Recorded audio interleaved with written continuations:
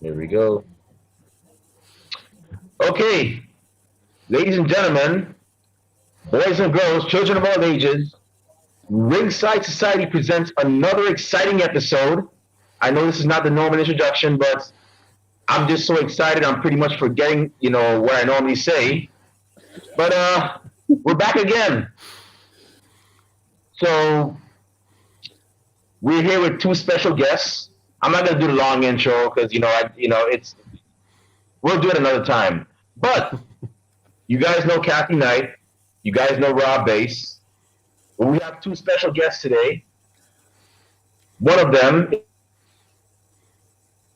she is, in my opinion, one of the mothers of tag team wrestling, women's tag team wrestling, and not only professional wrestling, but WWE, Princess Victoria.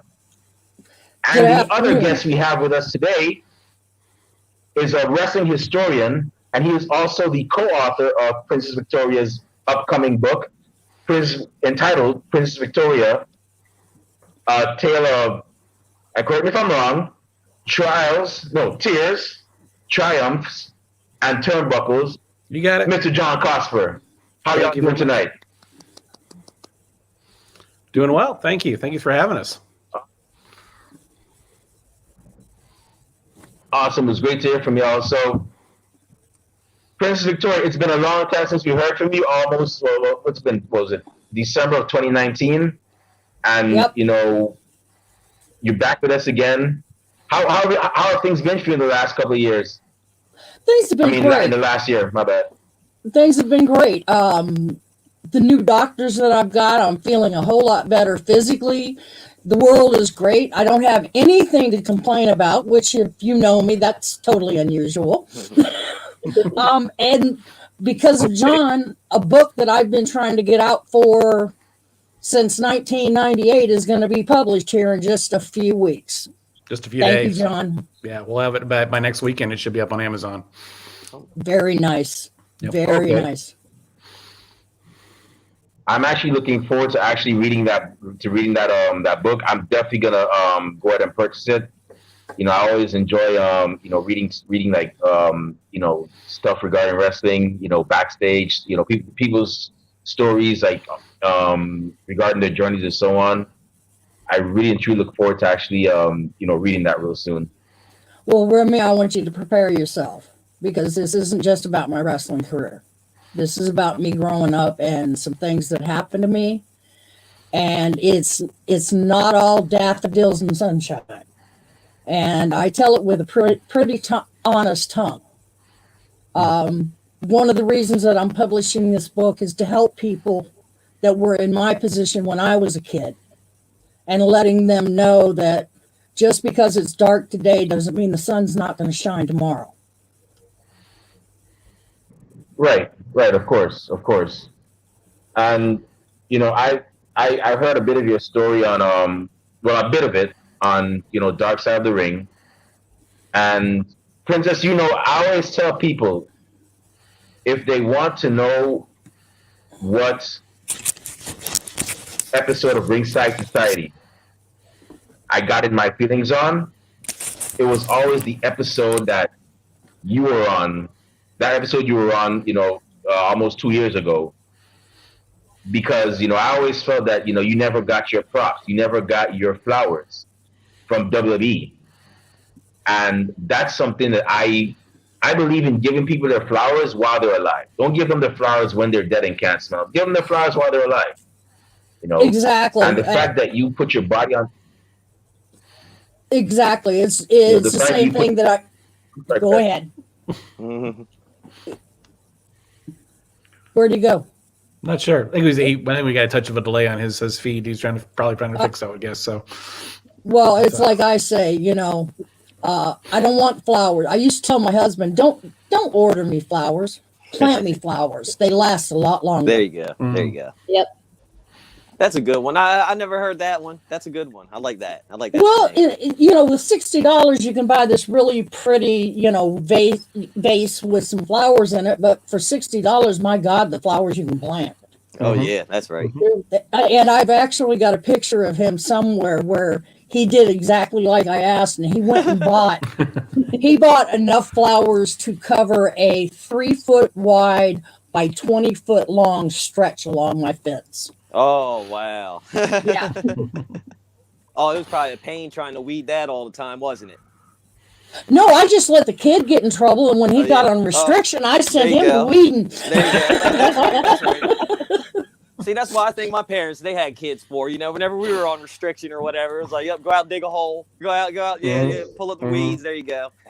That's right. That's right. Yeah, Yeah. John finally learned that during the summer he didn't want to make Mama mad. That's right. Per John, not me. Oh, So there you go. right. Yeah, my son. it's just My assumed. son.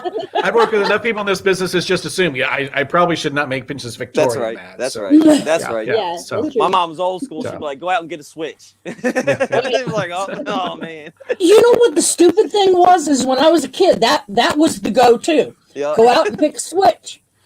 We'd always get the real thin ones, Oh, and they hurt a heck of a lot Yeah. worse than yeah. the thick ones did. Yeah. Oh. Yeah, it had to be a good one because Yeah. if she had to go out and get one. Oh man. Oh man. Right, and for God's sakes, don't have a willow tree in the yard. Oh yeah. Ooh. Yeah. Yep. First it was a shoe, then it was that. It's like, all Can right, everybody- all right, I'm good. You back, I Remy? kicked off earlier. I'm sorry. Yeah, it's me. It's me. Okay. We just had a Can ball y'all hear off me? the whole flower thing while you Yeah. were gone. That's right. Yeah. But yeah. I always say, give people their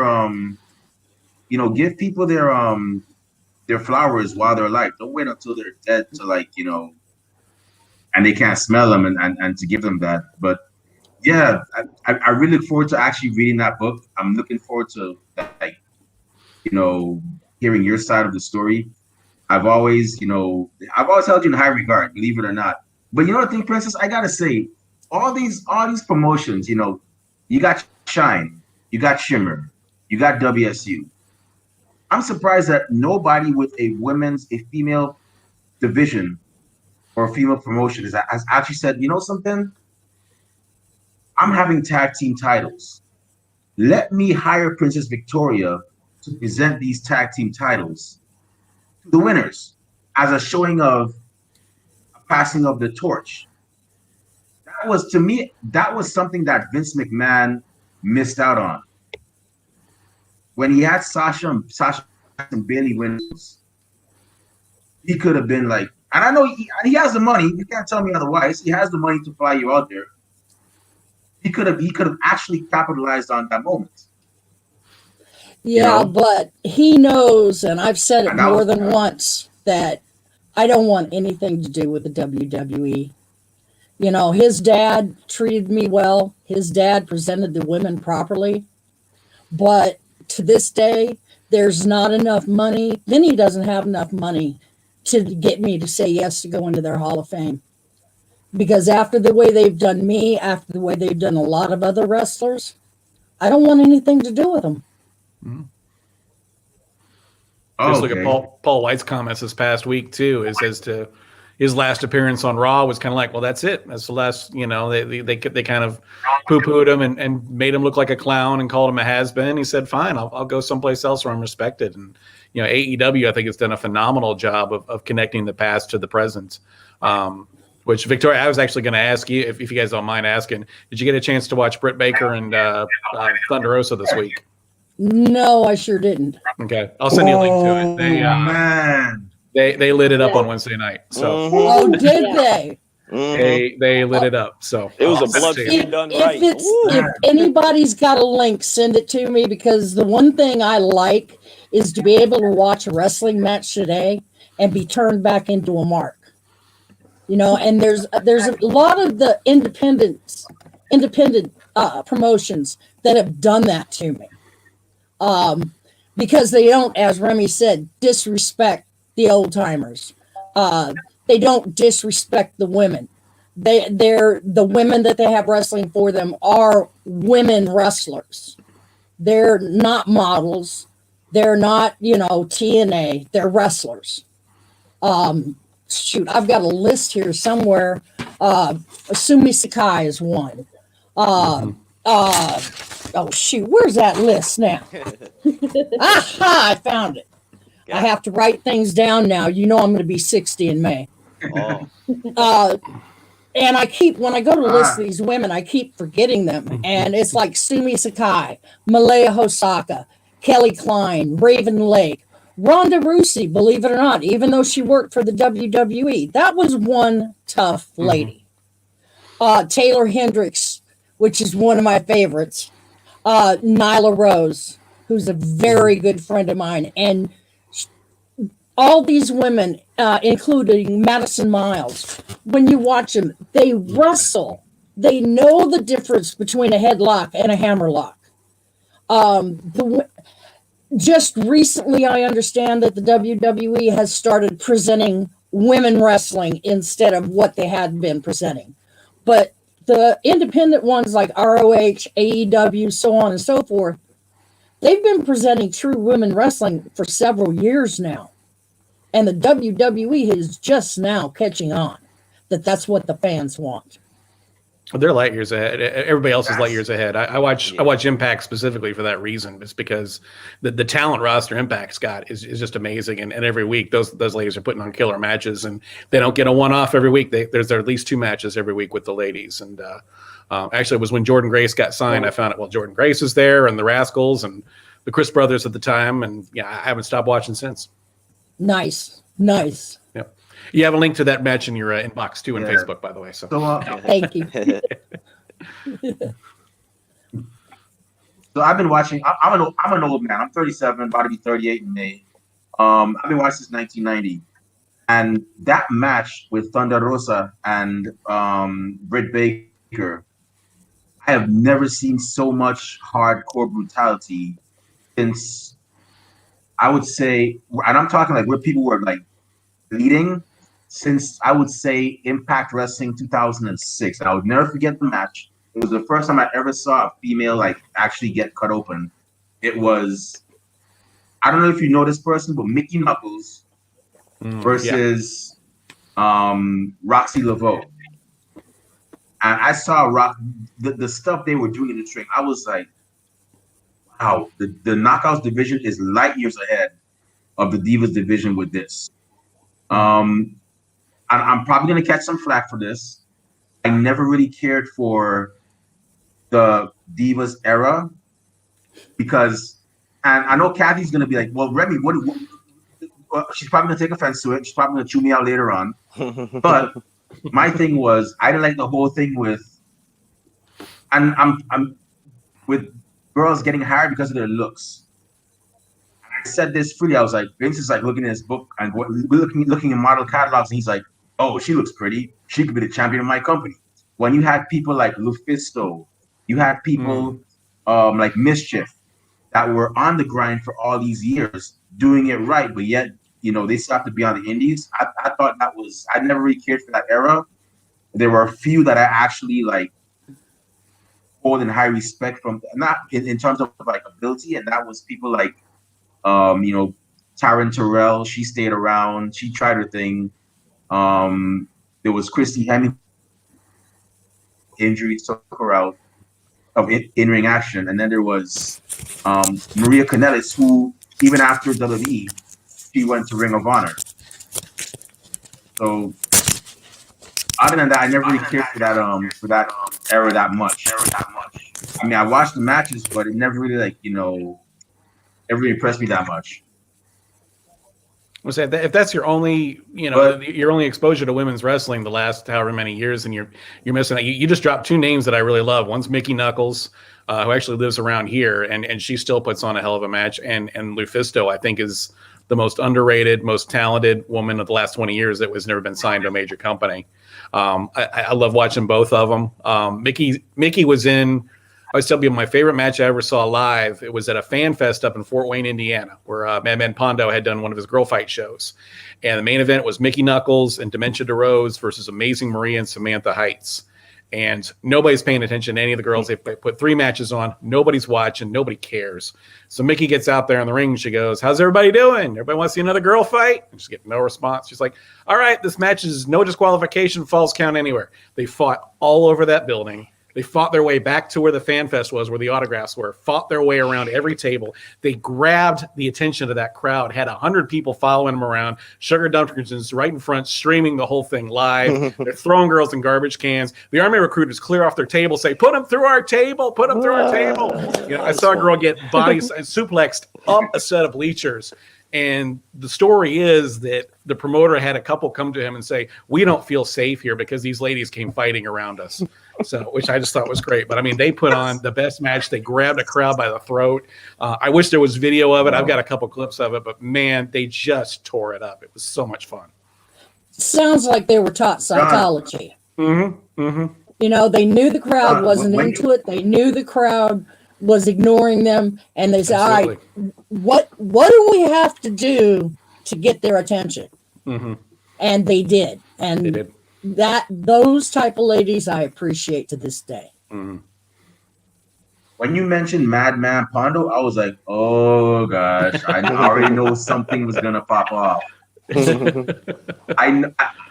I've seen a couple of his matches, and for those of you that are listening, Madman Pondo is a guy that would give Mick Foley a run for his money.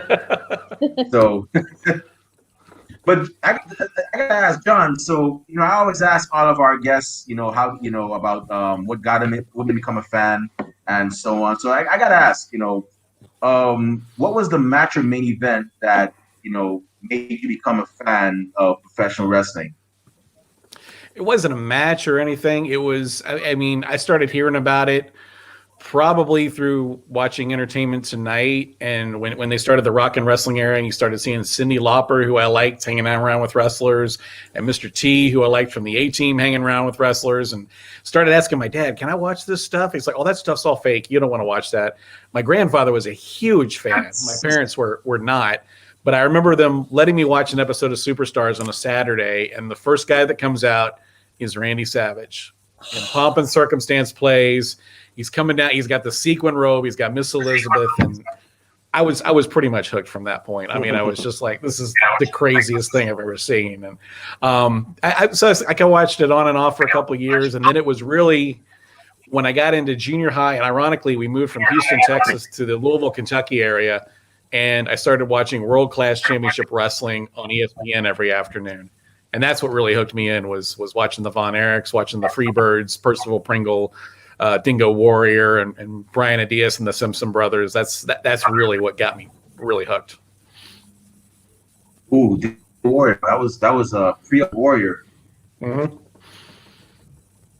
And Percy Pringle doing his you know, it's funny. It's funny with the Macho Man. Like, he was part of the first match I ever watched. It was Macho Man and Macho Man and Zeus versus Hulk Hogan and Brutus Beefcake, and I was hooked from that match. But you know, it's funny. Years later, somebody told me that the Genius Lanny Poffo was his brother, and I'm like, "What? Are you Lanny Poffo?" Like, Macho Man is like all off the handle, and you know, the Genius is a bit more reserved. And I'm like, wow, these two guys, like night and day, man. Like, you know, and I'm convinced I'm one of the few people that could possibly do a Lanny Poffo impression. Randy Savage, I think almost anybody could do it, but I think Lanny could do a somewhat decent Lanny Poffo impression. I could be off, but I could only imagine the conversations those two had with each other, kind of and so on. So, Vicky, you got to work with Lanny a couple of times. Yes, actually, Lanny and I were in a match against Buddy Landell and Wendy Richter, and at the end of the match, Buddy and Wendy ended up under the ring. Long story short, as Vicky can make it, we were in Thibodaux, Louisiana, and we were in a cinder block building, and Wendy threw me into the ropes. I jumped over her, and I got the infamous front forearm to the face from Buddy Landell. Well, I went flying back, and my mouth was open just right that when he hit me, it popped. And when it popped off of every wall in that arena. Mm. And I took this flying bump backwards, and I'm laying on the mat out cold. And the crowd went dead silent. I mean, you could have heard a pin drop. Mm. And I went, oh boy. And then they roared. And when they roared, they rushed the ring. Well, now, in this particular building, Bill Watts only had 2 security guards. And Wendy's walking around me, and she's kicking me, and she's saying, get up, get up. I said, nope. And I lay there. and then Buddy comes over, get up. Nope. And I lay there.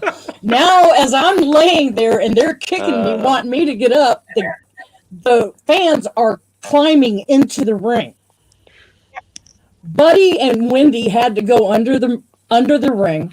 Me and Lanny end up in the dressing room, and I'm laughing.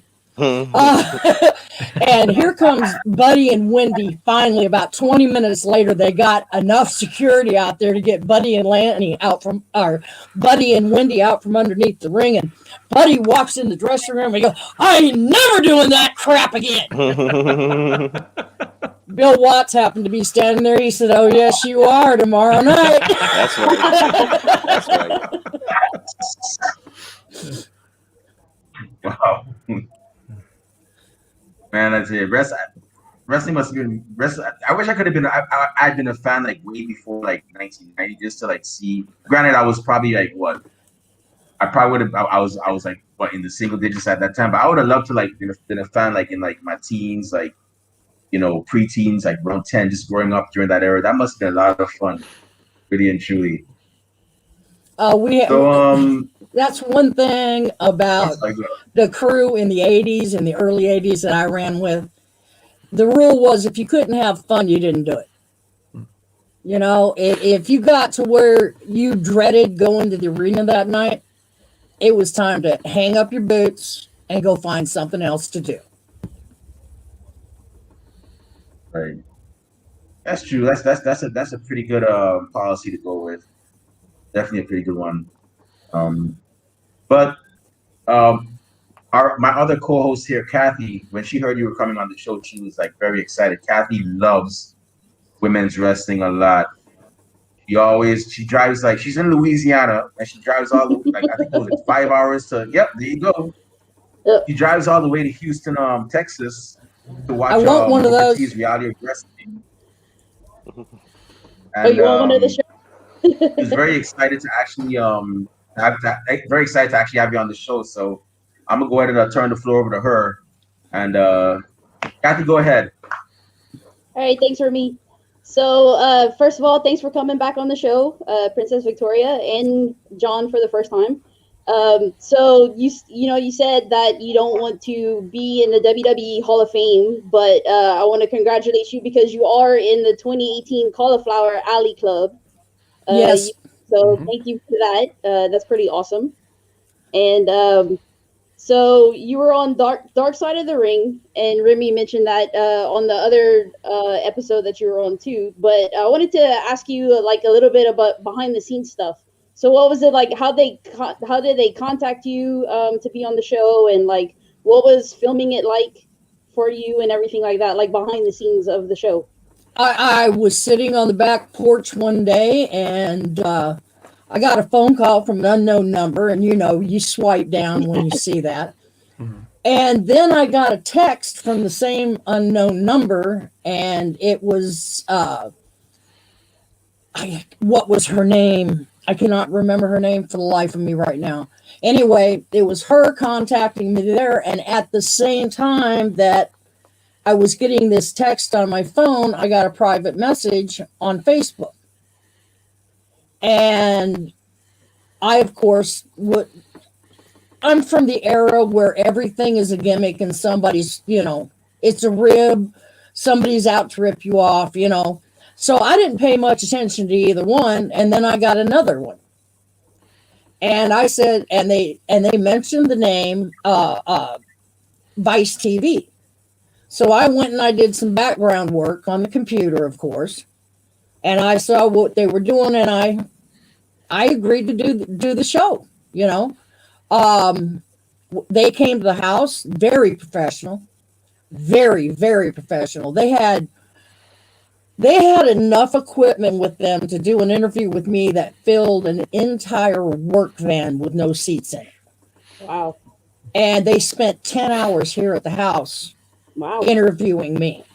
Mm. And one thing that I can say that I'm very impressed with is they did not put words in my mouth. They did not cut this to put it to this. It was all shoot. What you heard out of my mouth on that show is what I said. And they were also so much fun. At one point, the dogs went off because our next door neighbor, Carl, was mowing the grass or something. And we had already been talking about how much I like The Walking Dead. And then we got into this, Carl! Carl! But 10 hours went by like it was 2 minutes. And when I saw, you know, you always, having come from my era with interviews with wrestling magazines, newspapers, and so on, you always have this apprehension because other than one magazine article I know of, I have been misquoted more times than I am old. And that is one of my pet peeves. You know, you don't need to put words in my mouth. I got enough. You know, I can stir enough. But these guys did exactly what they said they were going to do, and I was really pleased to see the show once they put it all together. Yeah, because in video, I majored in communications in college, so yeah, I can like slice and dice whatever, and some people do that, but yeah, Vice and Dark Side of the Ring is a pretty good show. They do really well for everything, and there's supposed to be a season 3 from what I heard too. Can't wait for that one. It's becoming soon. Yeah, they do a really good job. That says a lot for them going for season 3. That says a lot. Season 2, okay, but season 3 they've hit their niche. Yeah, they're pretty established now, and season 2 is pretty good. A lot of heart tugging. And I cried a few times, so they did a good job. Right. You got them when you're emotional, so they definitely I can't wait for the season 3. So now filming that and going through, talking about all the stuff that you went through, was that like, did it bring you closure, or is it like opening up old wounds again? It's a double-edged sword. It's doing both.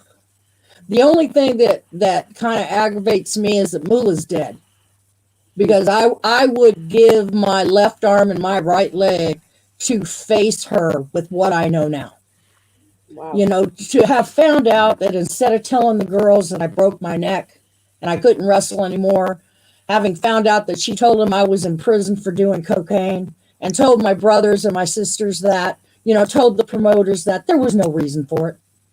Right. She didn't have to tell him I broke my neck. She could have just told him I quit. But she had to take it to that step. And like I said, if she was alive today, I would definitely be in her face about it. I wouldn't touch her because she'd be a really old woman. But it's the same thing as she did to many other girls. She used to keep us girls at each other's throat there on the hill. She almost caused me and one of what I call an old timer to get into a one-on-one in up on the hill, because she's always putting this in or putting that in, getting people mad at each other. There were many times that I went on the road with a couple of the girls, and we'd have to straighten out the mess that Moolah had made. And it was one of these, all right, I heard you said, let's get this straight. We don't want to carry this down the road. We don't want to carry it in the ring. Let's get this straightened out right now. And I had to do that more than once. And many of the girls had to do that more than once, because she put words in your mouth to the other girls. She wanted to keep us at each other's throats. You know, she was of the divide and conquer. The problem is the only person that she conquered was herself. If she had stepped back and she had let those women wrestle, Judy Martin, Leilani Kai, Joyce Grable, Velvet McIntyre, you know, Susan Nye, Candy Malloy, all of those girls, if she had sat back and just booked them, she wouldn't have had to step in the ring. And if she had stayed out of all this troublemaking, she'd had one hell of an outfit. But instead, she couldn't back down. She let her ego get in the way of her business mind. I always kind of saw it as with Moolah. Of course, she had started out working for Billy Wolf and then had her dust up with him when he wouldn't let her take time off to go, you know, bury her father after he had passed away. And the more I learn about her and the more I look at her career and the things that she did, you know, she broke away from him. She found allies in Jack Pfeffer and Vince McMahon Sr., who allowed her to, you know, once there was enough chaos and everything, they took over the women's business. But rather than making it better and continuing it on, she basically picked up the same practices Billy Wolf did. You know, she manipulated her girls. She took most of their money. You know, she controlled the scene. And long past her prime, she was still making herself the focus of the story. And I really see her as, you know, Moolah was the one who kept things going and, you know, made sure the ladies got booked. But the way she did it, she really kind of held wrestling back. You know, if you go back to, you know, the 1940s, you know, Mildred Burke and Elvira Snodgrass, or Mildred Burke and Mae Young, or Mildred Burke and Mae Weston, you know, they were working 2 out of 3 falls in the main event, and they were selling out buildings. They were the attraction, you know, Mildred in particular, but, you know, a lot of the other ladies alongside of her, you know, and I mean, we're just now starting to get back to that, you know, where we can have a match like the other night where the whole next day, the whole world's talking about Britt Baker and Thunder Rosa, you know, and I think, you know, it's a shame we could have had that sooner, you know, but I mean, Moolah took it the direction she did. And then during the ratings wars in the 90s, Vince took it even further with the TNA, with the bra and panties matches and the paddle and the pole matches.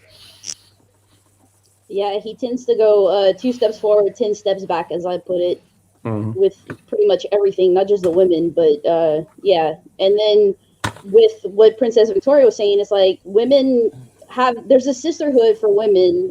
You know, at some point, everybody's a sisterhood, especially in wrestling, but they can be catty at times and jealous too. So Moolah, you know, putting them at odds and stuff really didn't help things either in that perspective. No. But so for John, like, how did you and Princess Victoria get together to write a book? Like, did she approach you? You approached her? How did that happen? She contacted me after I think she had spoken to Scott Teal with Crowbar Press, who, if you're not familiar with him and you like wrestling books, you need to check out his website, crowbarpress.com. I mean, he's the great encyclopedist of you know, pro wrestling. You know, if you're looking for results books, if you're looking for in-depth story books, if you're looking for some great biographies, he's worked with a lot of different people. He and Tim Hornbaker just published a biography on Buddy Rogers at the end of 2020, Master of the Ring, which I hear is phenomenal. But Scott had put us in touch. He wasn't able to get on it at the time and everything. And, you know, Victoria and I hit it off right away. And she said, you know, I've been trying to do this for forever. And it just came along at the right time. I was finishing up Chris Candido's book and decided to slide her in right after that one. And, you know, she had a lot of legwork already kind of laid and everything. She and her sister had worked on it for a number of years. And it was really just picking up what she had and kind of carrying on and finishing up from there. Awesome. So how did you get into book writing in the first place? I've been writing for, you know, professionally ever since I was in college. I started off writing drama for churches and ministries and stuff, and I did that for close to 20 years. And in roundabouts 2012 or so, I was kind of looking for something different to do. And I I tried to get into education and everything. Was a high school theater teacher for a couple of years and realized I wasn't going to get hired on by the principal. And I left that. My kids were, you know, just starting to get into sports and everything. So I didn't want to be spending 3 nights a week with other people's kids instead of mine. So, but I was looking for a new challenge, and I'd always enjoyed wrestling books and wrestling stories for, you know, and ever since reading, you know, Have a Nice Day, way back before I got married. And I pitched the idea to my wife that I'm thinking about writing a book about the history of professional wrestling in Louisville, Kentucky. And to my surprise, because she's not a fan, she said, well, go for it. She's like, you love this crap. There's a market for it. There's a market for books about, people in Louisville. They love their city of Louisville. So I did a book called Bluegrass Brawlers, which kind of covered the history of wrestling from 1880 all the way up to, it was 2014 when the book came out in Louisville, Kentucky. And from there, the last several years, I think this is book number 22 for me. So, it's been a mixture of, wrestling biographies. I went back and did another deep dive on Louisville from 1935 to 1957, a book called Louisville's Greatest Show. I got to do the biography of the Black Panther, Jim Mitchell, who was one of the first African-American superstars. I did a book on Elvira Snodgrass, who was Mildred Burke's number one rival for a while in the 1940s and kind of an unsung hero. I worked with Dr. D. David Schultz, Madman Pondo. Actually, Madman Pondo and I get ready to work on his second book. Hurricane J.J. McGuire, who was Jimmy Hart's music writing partner. He was the music to Jimmy's lyrics. Tracy Smothers, Chris Candido. I'm leaving some people out. Scott Romer, the wrestling photographer. And actually this week, getting ready to start diving in on Wahoo McDaniel with his widow, Karen. Ooh. So, yeah, it's been there's days I'm like, I can't believe I do what I do. But yeah, I very much enjoyed it. Pro wrestling's been great to me. And it's been fun to help people share their stories and get their stories out. And, Tracy Smothers was kind of a same situation as Vicky. It was a great chance to help somebody to get their due and everything. And unfortunately we lost Tracy back in October. Yeah. But I mean, my gosh, what a story, and somebody who gave back so much to the business. And, that's one thing I'll say for Vicky, in addition to Tracy and Madman Pondo, is all three of them. And Chris Candido, I'll put him in there as well. He was only 33 when he passed, but he was already doing it. But these are people who love the business so much, that they took it upon themselves to pour into the next generation. Candido was already doing it. He was a mentor and he was a locker room leader, even though he's in his early 30s. He left an indelible impression on guys like CM Punk and Chris Hero and AJ Styles and all those guys he was working with at the end. You cannot calculate how many people Tracy Smothers has had a hand in helping. There's just so many people in the Indies, so many people in WWE and AEW and Impact. They're all over. Tracy's kids, as he would call them, because they all called him Pops. And Madman Pondo has certainly had a big impact on the business. Kathy, check out Girl Fight Wrestling. If you go to girlfightwrestling.com, it'll take you to their Facebook page. He's got some girls coming up. Ella, Charlie Cruel, Billy Starks, Big Mama. He had Heather Reckless not too long ago. These are some girls you need to check out. Billy Starks she's only 16. When she hits 18, she's going to sign somewhere on her birthday. And the girl is incredible. And just done a lot of great things. He built the business. He was dating Crazy Mary Dobson at the time and kind of created Girl Fight as a place where she could network with older wrestlers. And he was bringing in Jazz and some other veterans and stuff. And then after they split, he was going to break it off. And then Sue Young called him and said, you got to keep this going. It's like what you did for her, you're doing for us. And they've continued to build on that legacy. And Vicky's doing the same thing.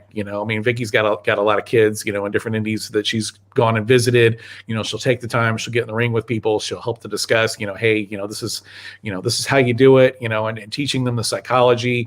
And anybody, she's, just like Tracy and Pondo, if somebody's willing to listen, she's willing to talk and she's willing to help teach. And, Nyla Rose was, such a fan of hers and everything that she was willing to write the foreword for the book for us. And, just had a lot of great things to say about, just how Vicky, one of the first lessons she taught her was you always keep your gimmicks with you, because she invited Vicky invited her to go to a show with her. And she's like, well, where's your pictures?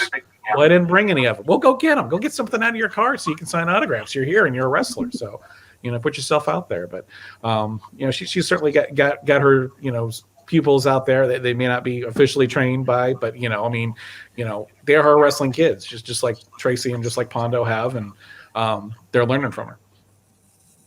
Yeah, I was going to ask that Princess Victoria's back. I was going to ask if you train, female wrestlers, because there's so much knowledge and, all the, not to call you like an old timer, but like all the old, professional wrestlers, back in the day, they're all like passing away and stuff. And it's like, it's really sad.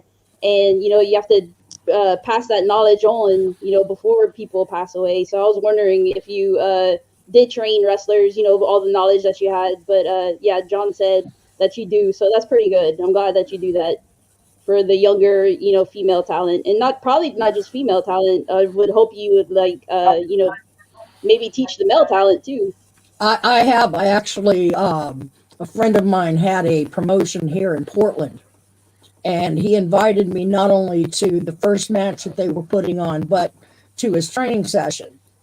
And I was standing there, and I was watching some things, and before you know it, I done kicked off my shoes and rolled in the ring and said, "No, that's not how you do it." And actually, one of the guys by the name of Derek Churn, and he ain't no small boy by no means. I asked, I can't take the bumps now. Right. Because if I take the bumps, I'm literally stupid for a day or 2 days because of my neck. Yeah. I literally, taking a bump is very dangerous for me. I broke my neck around the second vertebrae. I've got degenerative disc bone disease. I literally caused my neck to freeze up just by turning over in bed wrong. Wow. So really getting in there and doing the bumps and showing the guys how to do it. But I can talk, and I can use my arms. And this boy, if he was announced, he was 300 pounds, but he held it well. This was not a fat 300 pounds. This boy was solid. And I know y'all have seen the spinning body block that Velvet McIntyre uses as a finish. I walked him through it. Walked his partner through it. The man got it the first time, and Wow. it was absolutely beautiful to see a man of his size have that much agility. And if I'm at somebody's training camp and I see something wrong and I don't correct it, the only person I've got to blame if they do it wrong in the ring is me. Right. I'm trying, I'm not so much, yes, I'm teaching people things, but I'm trying to carry on the real tradition of professional wrestling. Back in the day when grandma and grandpa and the 5-year-old and the 6-year-old, the 10-year-old, and the 15-year-old, the whole family came. With what is being presented with all the cussing and all the TNA, you can't take Grams to the ring anymore. I mean, nobody who has any respect for their grandmother is going to take her to a match where it's TNA and every other word out of their mouths is a cuss word, or they're flipping the ring off. There's other ways to do it. You don't have to give the crowd the finger to get heat. In fact, in my opinion, if you have to get heat by giving the crowd the finger, that's what we used to call cheap heat back in the day. Right. Wendy Richter could come out from the dressing room and just walk to the ring in our matches, and people who had never seen her before. By the time she got to the ring, people wanted to kill her, and she hadn't said a word. She just walked to the ring. It was all in the attitude. It was all in the eyes. It was all in the expression. And like I said, all cussing people out and these kiss my butt matches. You don't have to do that. One I heard about the other day that I couldn't believe was some guy uses his private parts to win a match. Yeah. I'm sorry. Another match that I saw, a guy pretended to take poo out of the back of his shorts and stuff it down a woman's throat. Ugh. Oh, Right. Yeah, If that's the only way you can get heat, you need to get the hell out of the ring. Yeah. Well, the one you talked about, I'm not going to say his name, but the whole private parts thing, he's kind of been banished from wrestling at this point for the stuff he was doing in real life. So Yeah. you don't have to worry about him there. So He's as much of an idiot out of the ring as he is in the ring. Pretty much. Yeah. Maybe even more. Yeah. So you don't have to worry about him anymore. If he's a pedophile, I hope they put him in a room with Big Bubba. That's right. I'm sorry, that's the way I feel. There you So go. I don't want you to give away the whole book because of course people have to buy it. But what could you give us like an excerpt, of the book, like a story maybe from it to share with everybody? Which one do you think I should tell, John? I'm thinking. I love the Santo Domingo story. Santa Domingo. I had wanted to be a heel from day one. I hung around with the heels.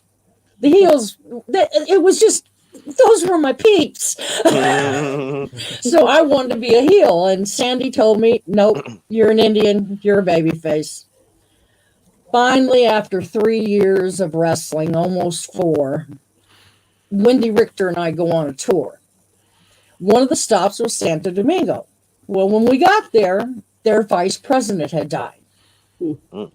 And they canceled the matches, of course, in honor of him. I had no clue that these people worshiped this vice president as much as we did JFK. Wow. And, hey, Remy, you back? You just in time for the story. Yeah. Anyway, the radio announcer comes up to me and he says, well, what do you think of Santo Domingo? And I went straight into heel mode. I was so happy. And I said, it's a dirty little country with dirty little people. You've begged me for 5 years to come here. And now just because some vice president dies, you cancel my matches for 3 days? I didn't see the guy in the background going like this. And Wendy and I ended up being semi-main and main event, and we sold out every structure in the entire week or 2 weeks we were there, only because people wanted to kill me. Wow. They started out with 2 security guards the first night. By the second night, I had a body of security guards around me because people were bringing in scissors. They wanted to cut off my pigtails. The first night I got in the ring, I got pelted with oranges. And I'm not talking about these little tiny ones we have here. I'm talking about grapefruit-sized oranges. And I caught one like this, and I happened to, it was just one of those lucky things. I happened to zone in on the guy who threw it, and I threw it back, and I tagged him right in the forehead. Nice. But after that, I had to have 7 security guards walk me to and from the ring, and they were still getting through these little places. I'd go into the dressing room, and I'd have these black and blue marks all up and down my arm where they were doing this to my pinching me. But we sold them out. Wow. Yeah. 80s wrestling back in the day was pretty crazy. I loved it. Fans they took it like it was real. Like, I mean, they call it the bad F word, that it's fake and predetermined and this and that. But the 80s crowd took it to heart. Like, they wanted, like you said, like people wanted to kill the wrestlers. And it's like, whoa. They're people too. Like, they're just playing a character, like chill out.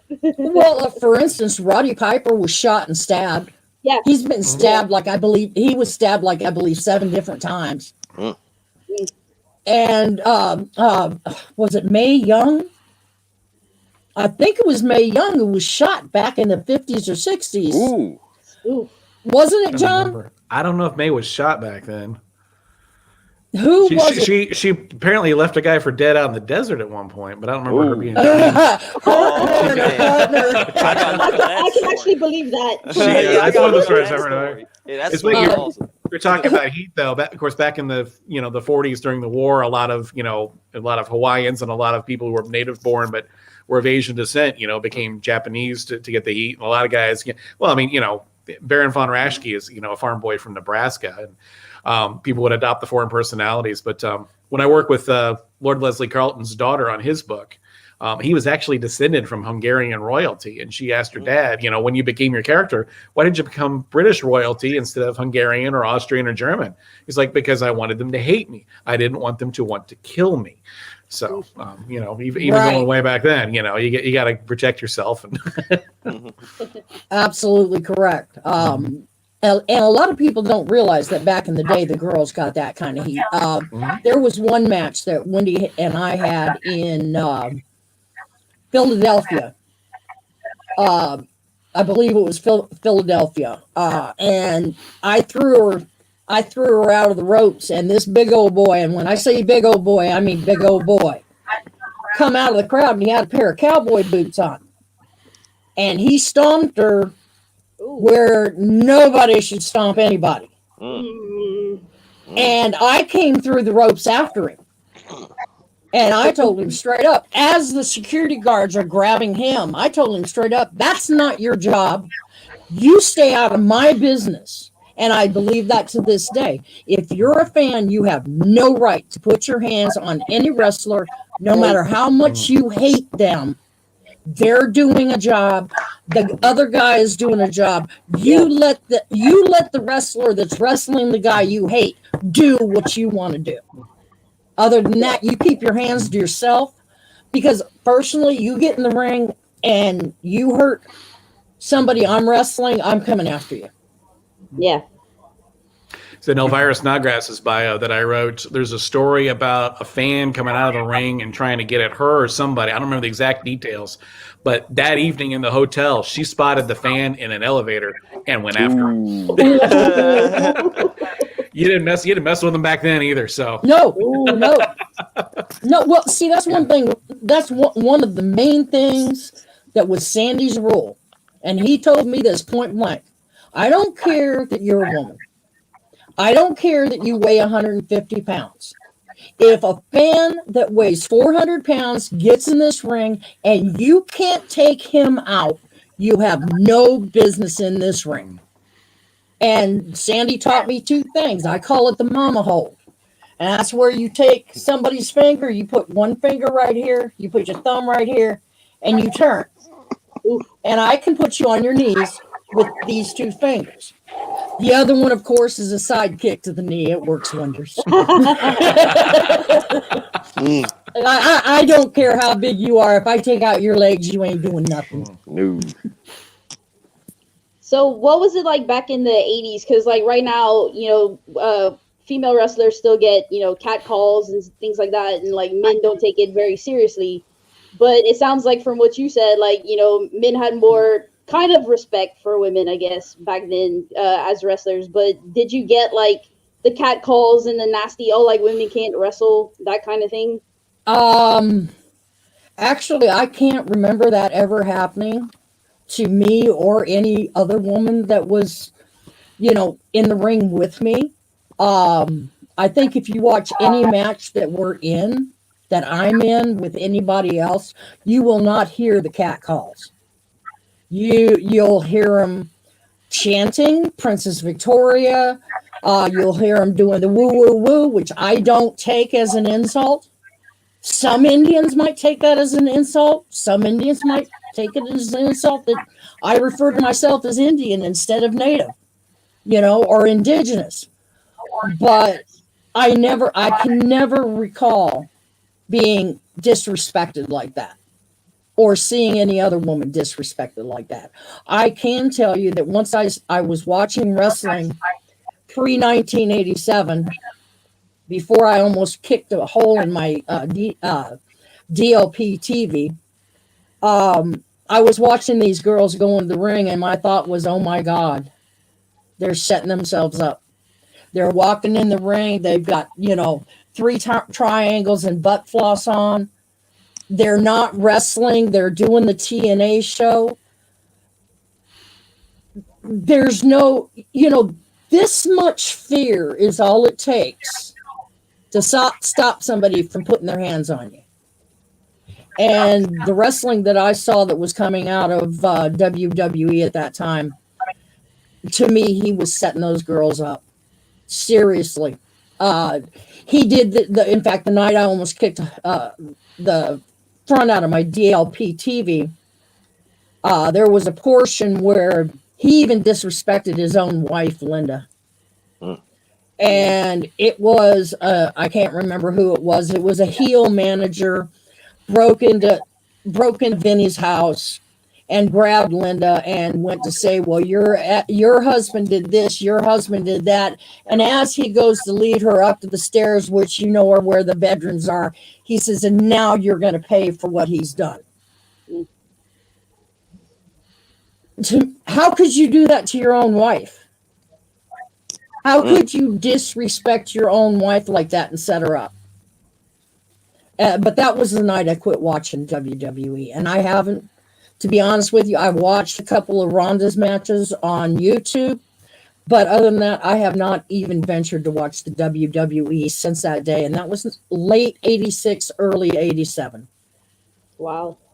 Yeah, it's gotten a little bit better, but he still doesn't know how to treat women. Like, he's still in the past, and with the storylines for women that he puts, it's always like, a tag match, and it's the same old, like friends fighting against each other. Like, there's nothing fresh. There's nothing like what he does with the men, and it's like he's still 10 steps backwards. Like TNA for Impact Wrestling. Now they're called Impact Wrestling, but TNA back in the day with their Knockouts division, like they were on point since like day one. I started watching it in like 2004, and right. their division's always been good. And WWE's kind of catching up, but like they're like the last ones to even catch up to anything that everybody else was doing already. Well, I can tell you this: there was at one point that I was going to do a documentary on women's wrestling. Unfortunately, the idiot I was working with stole the footage. My fault. Anyway, I did many, more than 25 interviews with other wrestlers, and not just women. These were people like Les Thornton. Oh, shoot. Right now, the names aren't coming, but these were old school wrestlers, and I asked them, the one question I made sure I asked everybody was, if you could change one moment in wrestling, if you could go back and change one moment in wrestling history, what would that be? And with the exception of one person, every single person, male and female, said the day that Vinny Jr. got the WWF. Because they and I feel from the day that Vinny Jr. took it over, it was like he's trying to kill the business. He turned it into a freaking cartoon. And he's not taking care of his talent. That's like Zelina. Have any of you heard what he did to Zelina? Yeah. Mm-hmm. I mean, the woman is terrified of COVID-19. She doesn't want to wrestle. Okay, why do you want to put somebody in the ring who is terrified? Number one, they're not thinking straight. Number two, they're not thinking straight. Number three, they're terrified. They don't want to touch the other person. You let them go. You say, all right, take off as much time as you need. We've got another girl we can put in your place. No, he threatened to fire her. And he did. And why would you do that to somebody? Yep. And I keep saying that where Vinny's concerned is, why would you do that? Why would you put Mae Young and Moolah in the ring at 82 years old and have a finish be that somebody sat on somebody's face and they passed out because it stunk so bad? If that isn't degradation, I don't know what is. And that was their finish. And they were in schoolgirl outfits, these little checkered shorts with a white shirt with the tie, Catholic schoolgirl outfits. Yep. Why would you do that? Who or what does that represent? What does it do for the business other than kill women's wrestling? Right. You almost have to, I don't know, it's kind of hard to say, like, for like Trish Stratus and Lita, and even like Sable had to go out and she wore like hand paint on her boobs and stuff like that. It's like, it's so disrespectful, but it's almost like you have to, in a way, respect them for, like, they had it rough. They weren't even wrestling.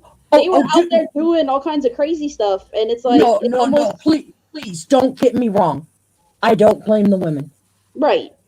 They were doing what they had to do to work. Vince had already killed the rest of the territories. Vinny had killed the rest of the territories.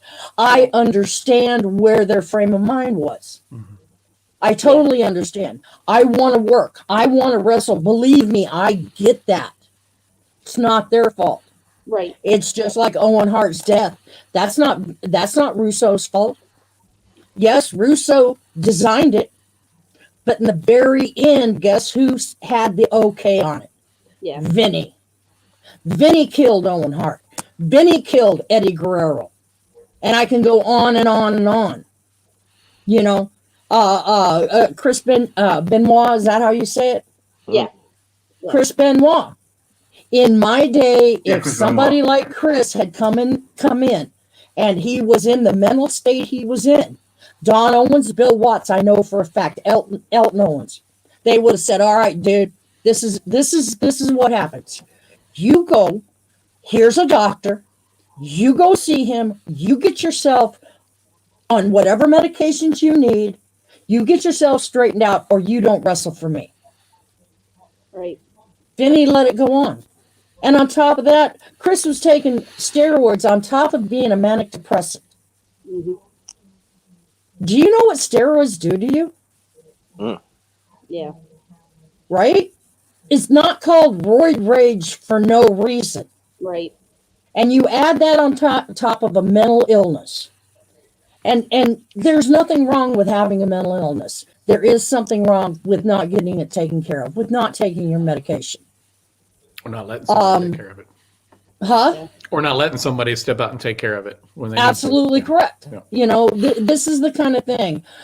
Why does a man need to be in a harness 85 feet over the ring to make an entrance? Tell me what that does for the match. Especially a mid-card match. I mean, nobody should have been doing that. Right. Yeah. And how many kids were at that arena? How many people saw Owen hit that ring, hit that mat?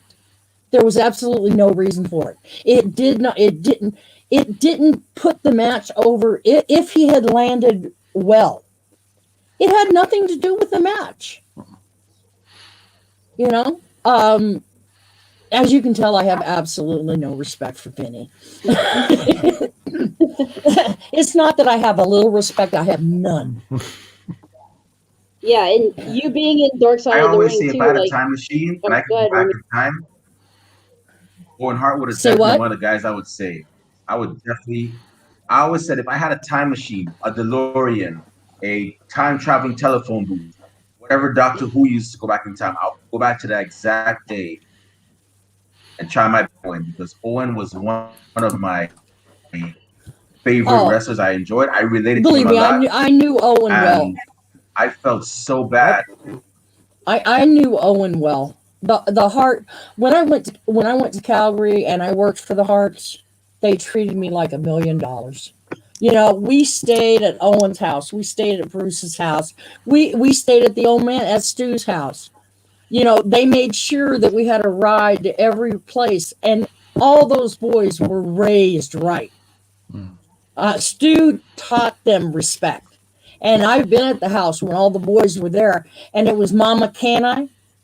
What can I do? How can I help you? Mama, let me carry this. You know, they were all well raised. And I didn't know how Owen died until probably 6 years ago. Maybe 8 years ago, when I got on Facebook and got back in touch with everybody. And when I found out how Owen died, and I found out how Chris died, and I found out how Eddie died, you know, it's there's no reason for it. There's no reason for a man to have arms this big around to be a superstar. I mean, you look at Stan Stasiak, look at Dutch Savage, look at Buddy Rose. There you go. Look at Buddy Rose. Buddy Rose. You know, Buddy was one of the greatest heels. Yeah. You know, Buddy could look at you in a certain way and you'd want to slap him. You know, they didn't need these muscles, which, you know, I always want a soft arm for a pillow anyway. But the standard that Vinny had set for the wrestlers, they really had no choice. If they wanted to make money, both the females had to do what they had to do and the males had to do what they had to do. But Vinny's the one who set the bar. Mm-hmm. Yeah. So like I said, I have no respect for the man. You will not hear me cry when he dies. Yeah, we used to do Dark Side of the Ring recaps with Rob and Remy and myself, and I think I even said that in a podcast. I was like, you ever notice as you're watching these Dark Side of the Ring shows, everything comes back to Mr. McMahon? Mm-hmm. Like the Gino episode, like even your episode, like every episode comes back to Mr. McMahon. Yep. Well, see, what a lot of people don't know is in the Pacific Northwest, when Gino and Hector and Eddie were like yay high to a grasshopper, we used to have to run them out of the ring on Saturday nights when we were breaking down the ring for Sandy's Flea Market. So I remember those boys, and I remember, you know, I just get out of here. And they'd stay in that dang ring until the poles were starting to come down. You know, they loved wrestling. But what Vince did to the business, what Vinny did to the business, and the bar that he raised, I don't wish him in hell, but I want him to have that, just like I do Moo. I want them both to have that one moment of recognition of the pain that they put people through their actions. You know, just 1 minute. That's all I want. I don't want them in hell. Don't want anybody in hell. But I want each of them to have 1 minute to suffer the pain of what they have done to people's family, Eddie's family, Hector's family, you know, Owen's family, and so on and so forth. There's just no reason for what has been done. Right. It's a coming to Jesus moment, as they say. Hopefully they don't have to meet Jesus to realize what they did, but you know, if it comes to that, you know. Well, it is what it is. You can't change it now, but like I said, I hope Moolah had 1 moment's recognition of what she did, what she put Sherry Martel through. Yeah. What she did to Sherry. But see, Sherry was smarter than me. When Moo put her out in the wind, she went to Buddy and Roddy. I had my pride, you know, which got in my way. That was my fault. When she threw me out, I should have drove straight to Charlotte.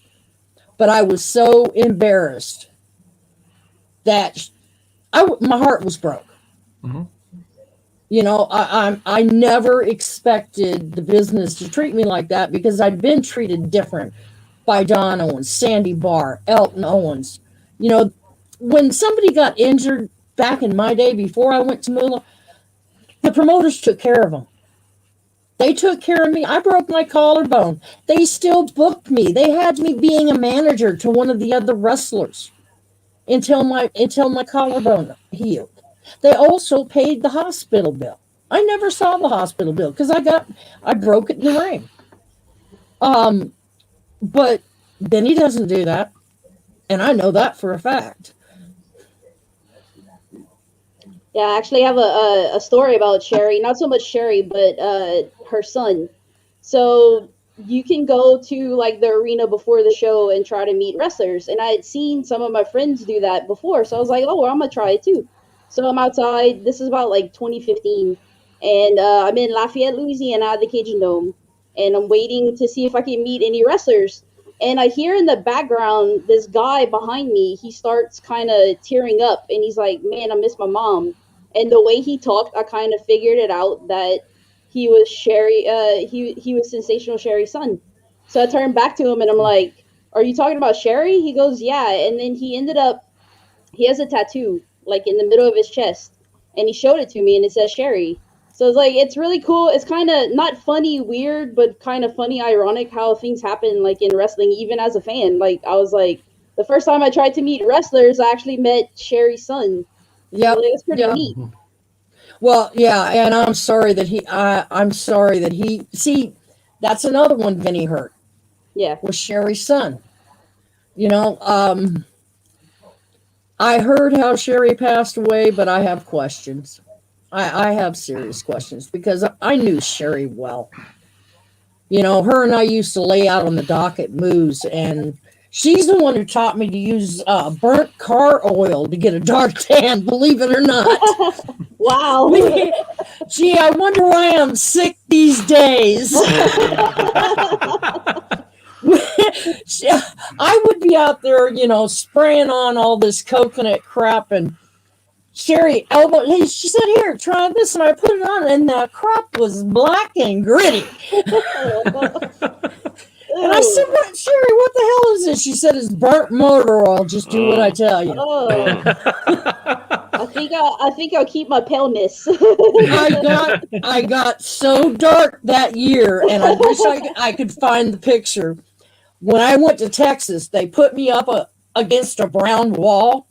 Wow. And when they took the Polaroid, and I don't know where it is. I wish to God I could put my hands on it. But all you could see was teeth and eyes. She wasn't wrong. And Sherry loved her son. Yeah. She used to hate it when he wasn't with her when she was at Moo's, because Moo didn't want him there. And I'm sure we all know the reason for that. Yeah, the way he talked, he kind of teared up and said something like, "I miss my mom. I wish she was here." Like to see where wrestling's come from, you know, from when she passed and everything. And I could just tell, you know, like from context clues from what he was saying. That's when I turned around and he's like, "Yeah, I'm her son," which I think he actually lives in Louisiana too. So I thought that was extra cool. Like I got to meet him. So it was like, he was like a real sweetheart too. So that was pretty cool. Oh, I met him a couple times. Of course, he was just a little guy when I met him. That was back in 82. Yeah. Yeah, and Sherry loved him to death, but unfortunately, like me, what she wanted to do was wrestle. Yeah. So this question's for John. So I know you write wrestling stuff and you write other stuff besides wrestling. So like, how do you pick and choose what you're going to write next? Well, that's a good question. I'm to the point now with the wrestling that I can pick and choose when projects come along. For a while, it was, you know, when I was trying to get into it, was taking what I could. But yeah, I've been real fortunate. I mean, you know, people are starting to refer people to me and come to me with ideas. And, you know, like I said, Scott Teal referred Vicky to me, so that got us going together. And then another podcaster referred Karen McDaniel to me, and that's how I'm going to be working with her on Wahoo's book. So, yeah, it just, you know, looking for good stories. I like good storytellers. And Tracy's book was brought to me by a mutual friend. Tracy and I'd seen him at a lot of shows, knew him by reputation, but we'd never met in person. And then a mutual friend, you know, brought us together over a breakfast and said, you know, would you guys like to work together? And it was absolutely, you know, I mean, was not going to say no to that one. And then working with Tracy, you know, as we were talking about different matches he had, people he worked with, the name that came up over and over and over again was Chris Candido. You know, if you ask Tracy, who's your favorite guy you ever in the ring with? Candido. You know, he just wouldn't even hesitate. You know, it was just his favorite guy. And as we were wrapping up his book, he started reaching out, made contact with Jimmy Shoulders, who got me in touch with Johnny Candido. And Johnny and I hit it off right away. And hoping one of these, probably be early next year before we really get into it seriously. But Johnny and I want to partner back up and do Balls Mahoney as well, who was one of Chris's longtime friends. And one of those guys too. Every Balls Mahoney story you hear, it's like, my gosh, you know, they're just too good. So, but yeah, I love good storytellers, you know, and Pondo was the guy that I nagged and I said, you've got to do a book, you know, because every time I saw the guy, he's telling me another story. And prior to him, I had done Kenny Starmaker Bolin, who had been, John Cena's manager in Louisville before he got to WWE. And, with Kenny, 30% of it to 50% of it's true. And you got to figure out what it is or whatever, and Kenny's famous quote is, I've heard the story before, Kenny. He's like, hold on, the ending might've changed. Exactly. You get to Madman Pondo, and just about the time you're going, all right, you're making this up. He whips his phone out. It's like, here's a photo. Or he's sitting here telling you, it's like, yeah, I'm backstage at a Smashing Pumpkins concert, with my girlfriend and hanging out with Billy Corrigan. And Marilyn Manson comes along and says, hey, let's take this Vicks Vapor Rub. It's a $100 bet. We're going to put Vicks Vapor Rub in our tear ducts, and whoever tears up first loses. And the whole video's on YouTube. And it's Pondo sitting next to Crazy Mary Dobson, Billy Corrigan, Marty Bell's sitting there, and he's sitting there next to Marilyn Manson, and they're just sitting there waiting. Marilyn Manson lost, by the way. Rob's taking his glasses off. You don't take on a hardcore champion. I'm not doing that.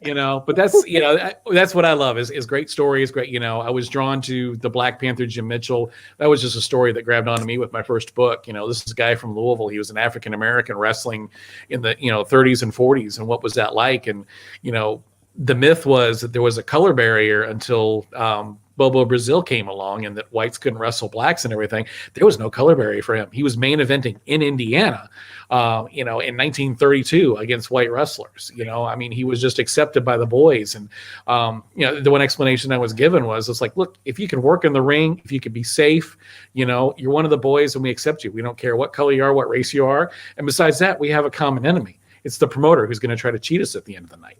So, yeah, and then Elvira Snodgrass was the same thing too. It was just another, just an unsung hero. The story of how she lost her arm in a car accident, grabbed onto me. And the great crazy twist with Elvira was it was a last minute thing.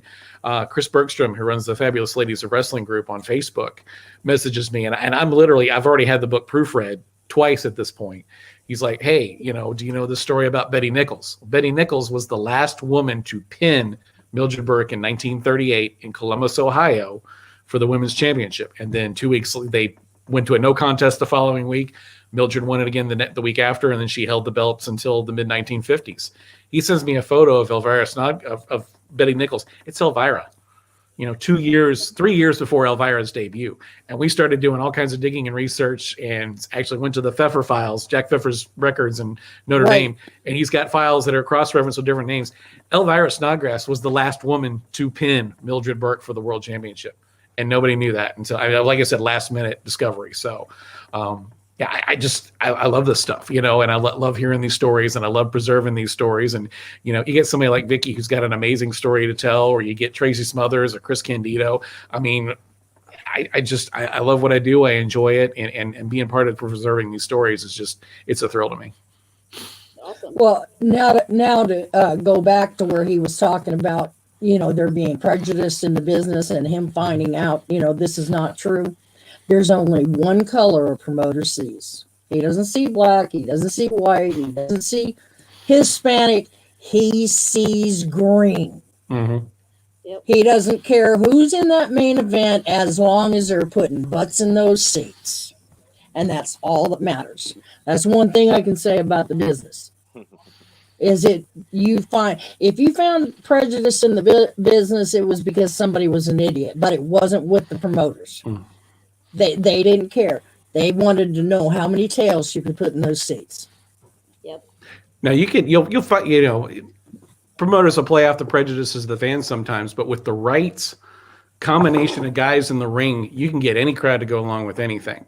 The reason I say that, Jerry Jaffe told me the story because his mentor was Martino Angelo, who was one of the Black Panther Jim Mitchell's chief rivals and also one of his best friends back in the 30s. And Martino, he had heard this story in the back of Jim's liquor store when he went there with Martino, and they're sitting there drinking the hard stuff. And, they said, we're in this town in the middle of Ohio, wouldn't say the name of the town. It's like, and you knew half to 2/3 of the people in that crowd, they got a sheet in their closet with a couple of eye holes in it. Okay. Mm-hmm. It was just that kind of town, and here comes Jim Mitchell, the Black Panther.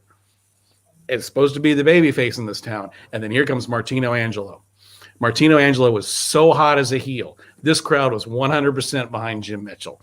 And they hated Martino Angelo so much that, you know, they were able to overcome their prejudice and cheer on for, you know, the African American in the ring. So he said there was another night too where I don't think it was the same town, but it was the middle of summer and Angelo's got Mitchell in a chokehold and it was very hot in the building. He's like, I'm going to pass out. And all of a sudden he passed out. Angelo dropped him. The crowd saw he was actually choked out, which was more from the heat than actually being choked. And the fans rushed the ring. They were ready to kill Martino Angelo. Wow. So before I turn it over to Rob, because I know he's chomping at the bit to ask his questions, but this last one's for you, John. So you have a website. It's called eatsleepwrestle.com. Mm-hmm. So tell everybody what your website's about. What's on it. I've got a blog on there where I'm trying to get back into it, write about wrestling and post different stories and matches and things like that. It's also where you can buy signed copies of my book. Princess Victoria's book is available to pre-order. You can get a copy that will have her signature in it as well as mine. Chris Candido's is up there. Tracy Smothers is up there. Madman Pondo. I just got Hurricane J.J. McGuire's book back in stock with signatures in it. That's where you can find out about my books, find out about me. And again, if you want to pre-order a signed copy of Vicky's book, that's the place to go. Awesome. Yeah, everybody go check that out. And just want to say thank you, John and Princess Victoria, for coming on the show. It's been a pleasure. I know I missed the first time I got to interview Princess Victoria, so I'm glad I got to do it again the second time. So you guys have a great day, and I'll turn it over to Rob. All right.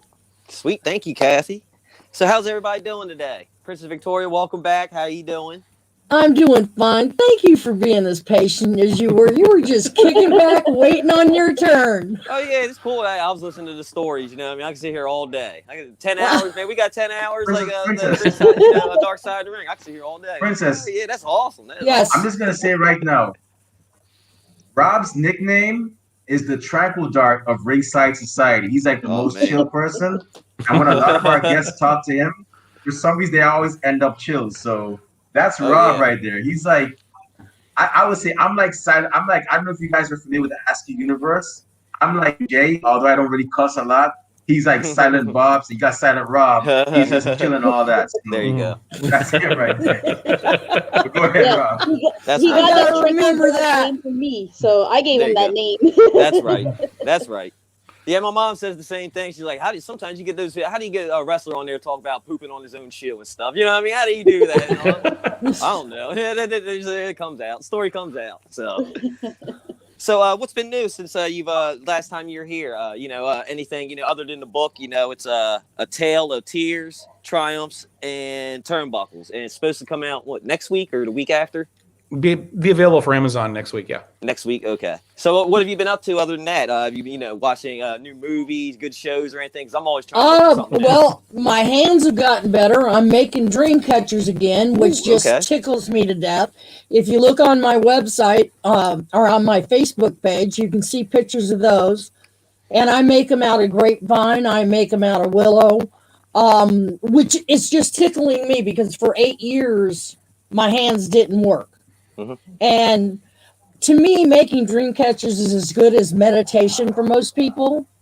I just sit there and I love to do them. I've been staying here. I've been living with my sister now for 5 years. Bless her heart. I'm not sure she knew what she was taking on when she told me to come move in when I got sick. Man. But no, life is grand. I've been doing this COVID thing, which is my life really didn't change much. It was like, okay, you have to stay away from people. I thought that's what I was doing. Yeah. That's right. The main thing I missed, and this is really sad, but it's the God's honest truth. The main thing that I missed when COVID hit was I love going to Goodwill and the thrift shops because I look for treasures like cobalt blue glass is my favorite.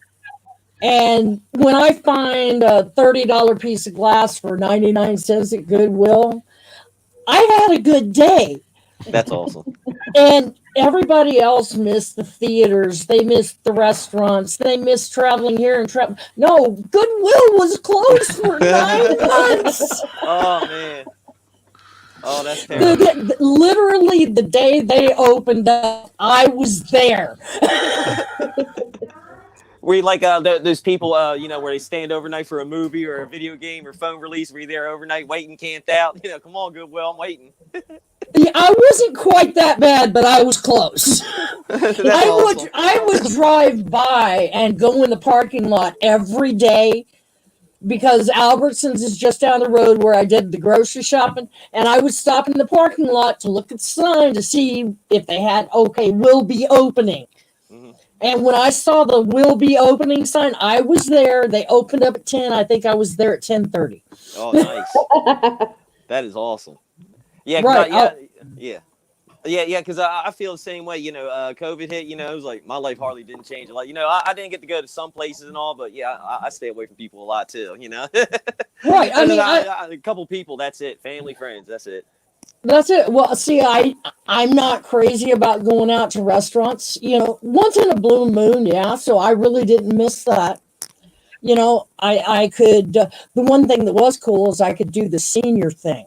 Oh, okay. I could go in at the 6 to 7, when it was nothing but us old folks in there, and get all my shopping done. But I miss Goodwill.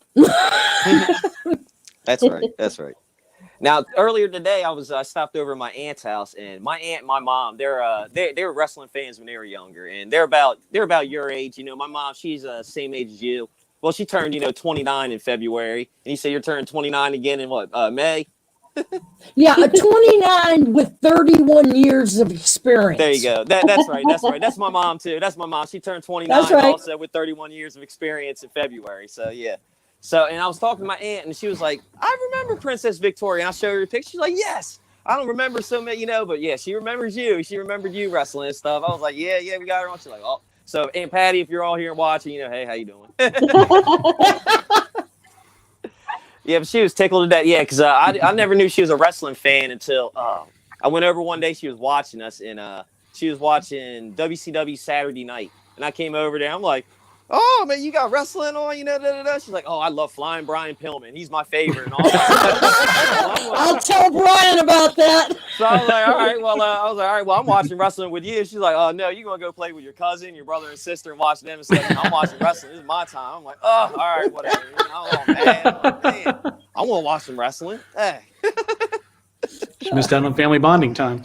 That's right. You know what I mean? Yeah, she hasn't watched wrestling in it's been like 25 years, since then, but yeah. My dad, he's the same way. He hasn't watched since about Brett Yoko, around that time. Because I remember, the Brett and Yoko stuff, he was like, how does Yokozuna wipe himself? You know what I mean? How does he do that? He's like, does Mr. Fuji go out there hosing down? I'm like, oh, Dad, come on, man. He always do stuff like that, man. I was like, come on, Pop. Oh, man. But, yeah, so how did you all? You said you came together for the book, but how many sessions did y'all have? Writing this book together. Did y'all was it 4 or 5 sessions? Like a couple hours of time? Were you sending John pages, or was he interviewing you with a little thing?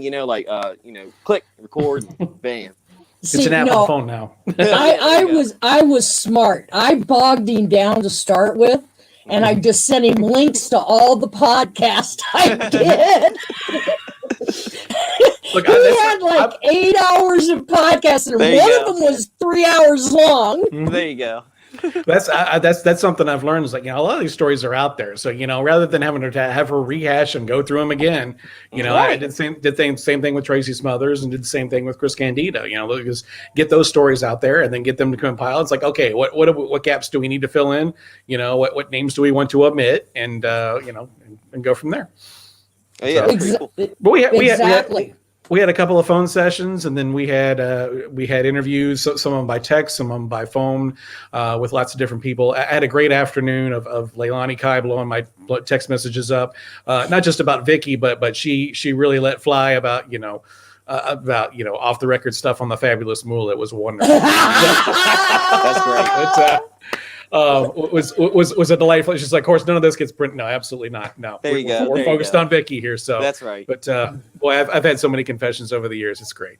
So and we'll never, I mean, you can't betray somebody's confidence. Well, see, what's funny is before I was the first one to open my mouth, you never heard nothing bad. Moolah was this and Moolah was that. Well, I understand why, because these girls had to work. They can't take my check away and they can't eat me. And I was the first one to stand up and say, hey, this is the way it was. What made me really proud was when my sisters stood up behind me. Mm. Because I really expected to be standing by myself. But 99.9% of the sisters stood up. There's a couple out there that are pulling the sweet Georgia peach crap about, oh yeah, Mo was my best friend. But most of all, once I said something, that's when everybody else stood up and said, this is the way it was. And Judy Martin had actually hired lawyers because she found out Moo had stole more than 50% of her check. Ooh. Oh yeah, what Moo would do? We never saw a check. We only got Moo's said, okay, you made this night and this that night, and this is the check I got from the managers. Well, nobody ever thought about questioning her. And then when Moo put the screw on Judy and Leilani, and Judy started doing some research. She got the back checks from New York and matched them up with her book. And basically what Moo did is she got it, say we got a check for $500 that night. Moo would take $250 off the top, tell us we only made $250, and then take another 25% off that. And Judy went to a lawyer, and the lawyer said, yes, ma'am, you do have a case, but you ain't got enough money. And that's exactly what the lawyer told her. Yes, you can prove that Moose stole this money. But in order to be able to say it in open court, you've got to get past her 5 lawyers. Ooh. Right. Ooh, 5 of them. Oh, yeah. Well, you're going to have a lot of money for that. Well, it was bad enough that Moo had us at each other's throats. And then she was making 25% off of what we were making. Plus, she was making $300 a piece off of us for living in those shacks that she got from the fort. She got those off the military base. And there could be 1 or 4 or 6 girls living in one of those shacks. Each one of them were paying $300 a month. Whether you were there or on the road. Jeez. So you go on the road. I can remember one time I was on the road for 3 months, came home. I owed her money. Wow. That's terrible. Right. That's awful. Oh, no, that's truth. Oh, that was Moo. I know. Oh, that's just, what kind of a person? Wow. When she threw me to the wolves, I had a $20 bill in my pocket. Me and my Chevy Malibu station wagon with everything that I owned in it, I was out on the street with $20 in my pocket.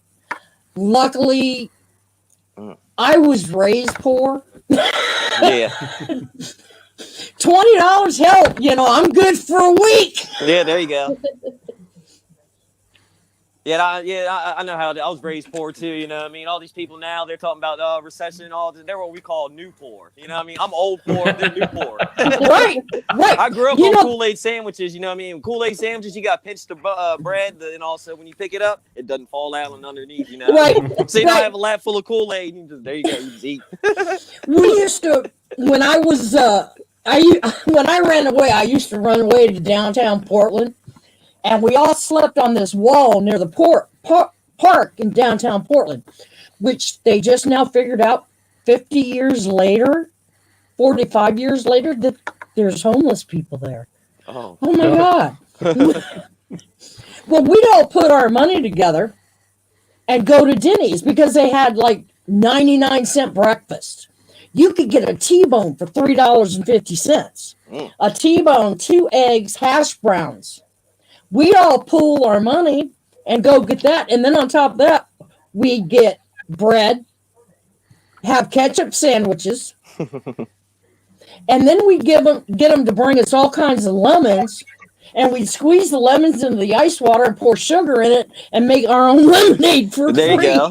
That's right. Yeah, that's pretty good. Yeah, okay.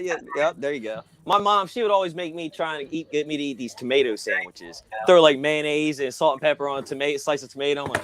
I'm like, I'm not a big tomato fan, but I like ketchup and all that stuff. You know what I mean? But it's just that jelly stuff with the seed in there. I'm like, I don't like that. That's not me. So, what kind of stories can we expect in here? Do we got a lot of action, drama, horror, comedy, all that, encompass everything, thriller, sci-fi?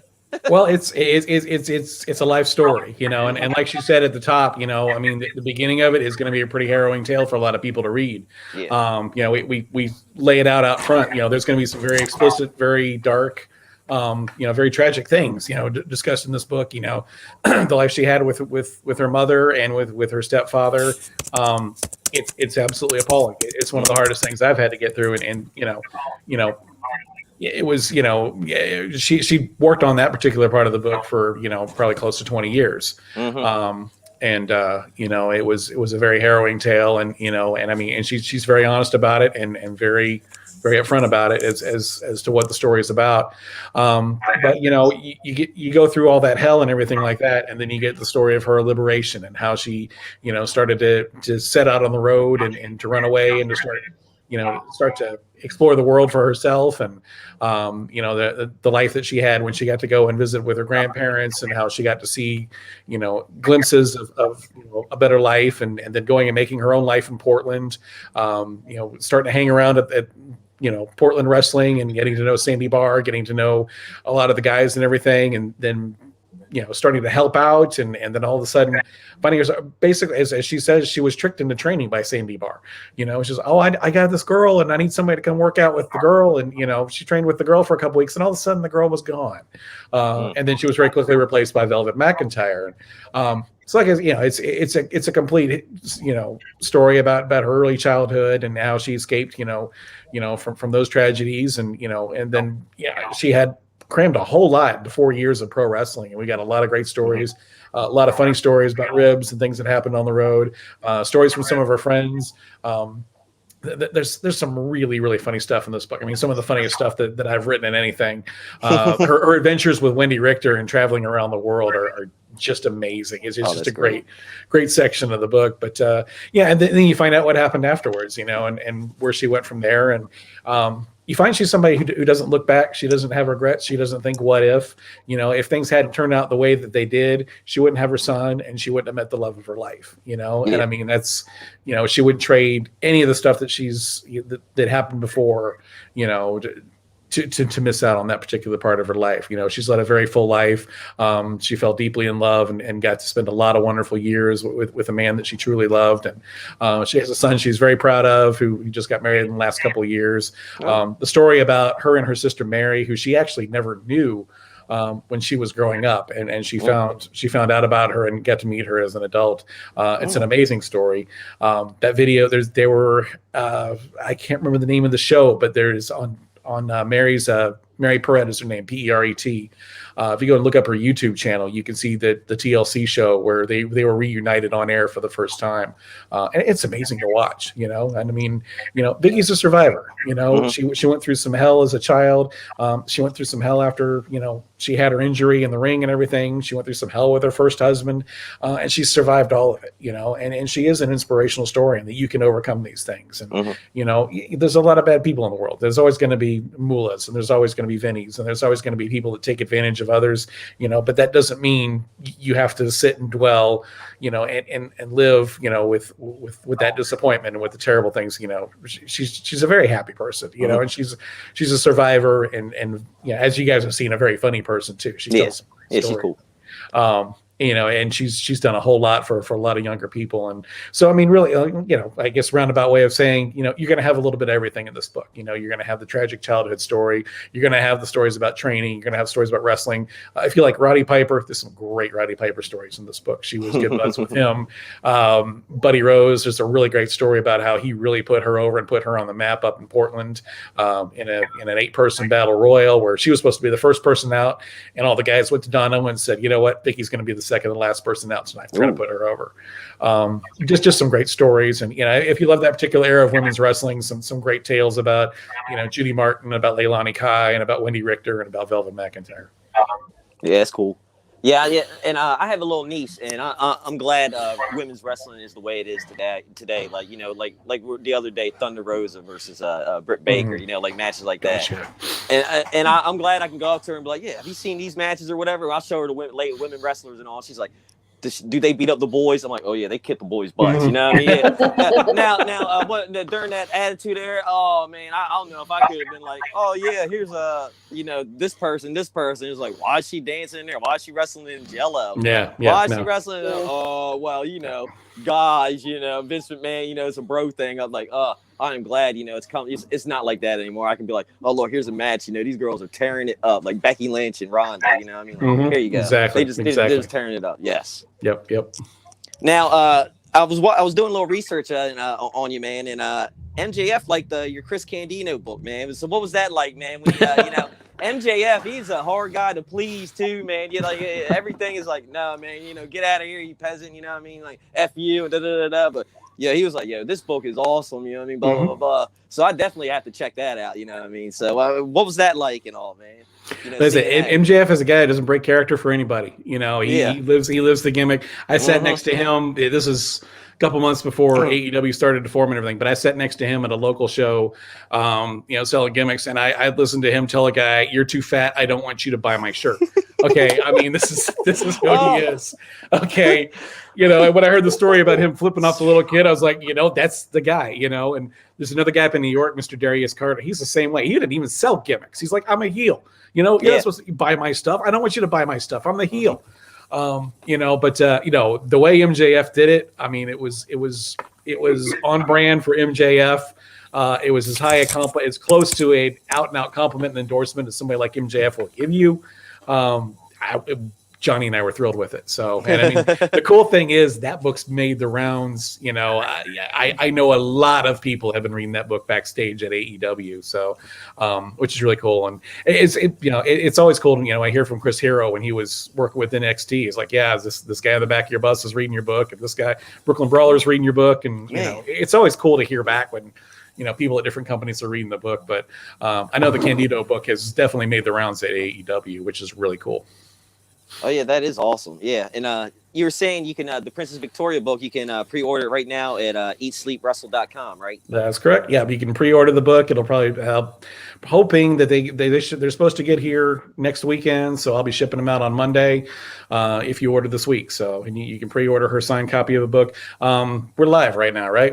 This isn't okay. Yeah. If anybody's watching, if anybody's watching, this is your last day. It's Chris Candido's birthday, and you can order his book and Tracy Smothers' book for $39 plus shipping through today only. So that special's up right now. And like I said, I've got a number of others up there. If I'm the only author, I'll sign them.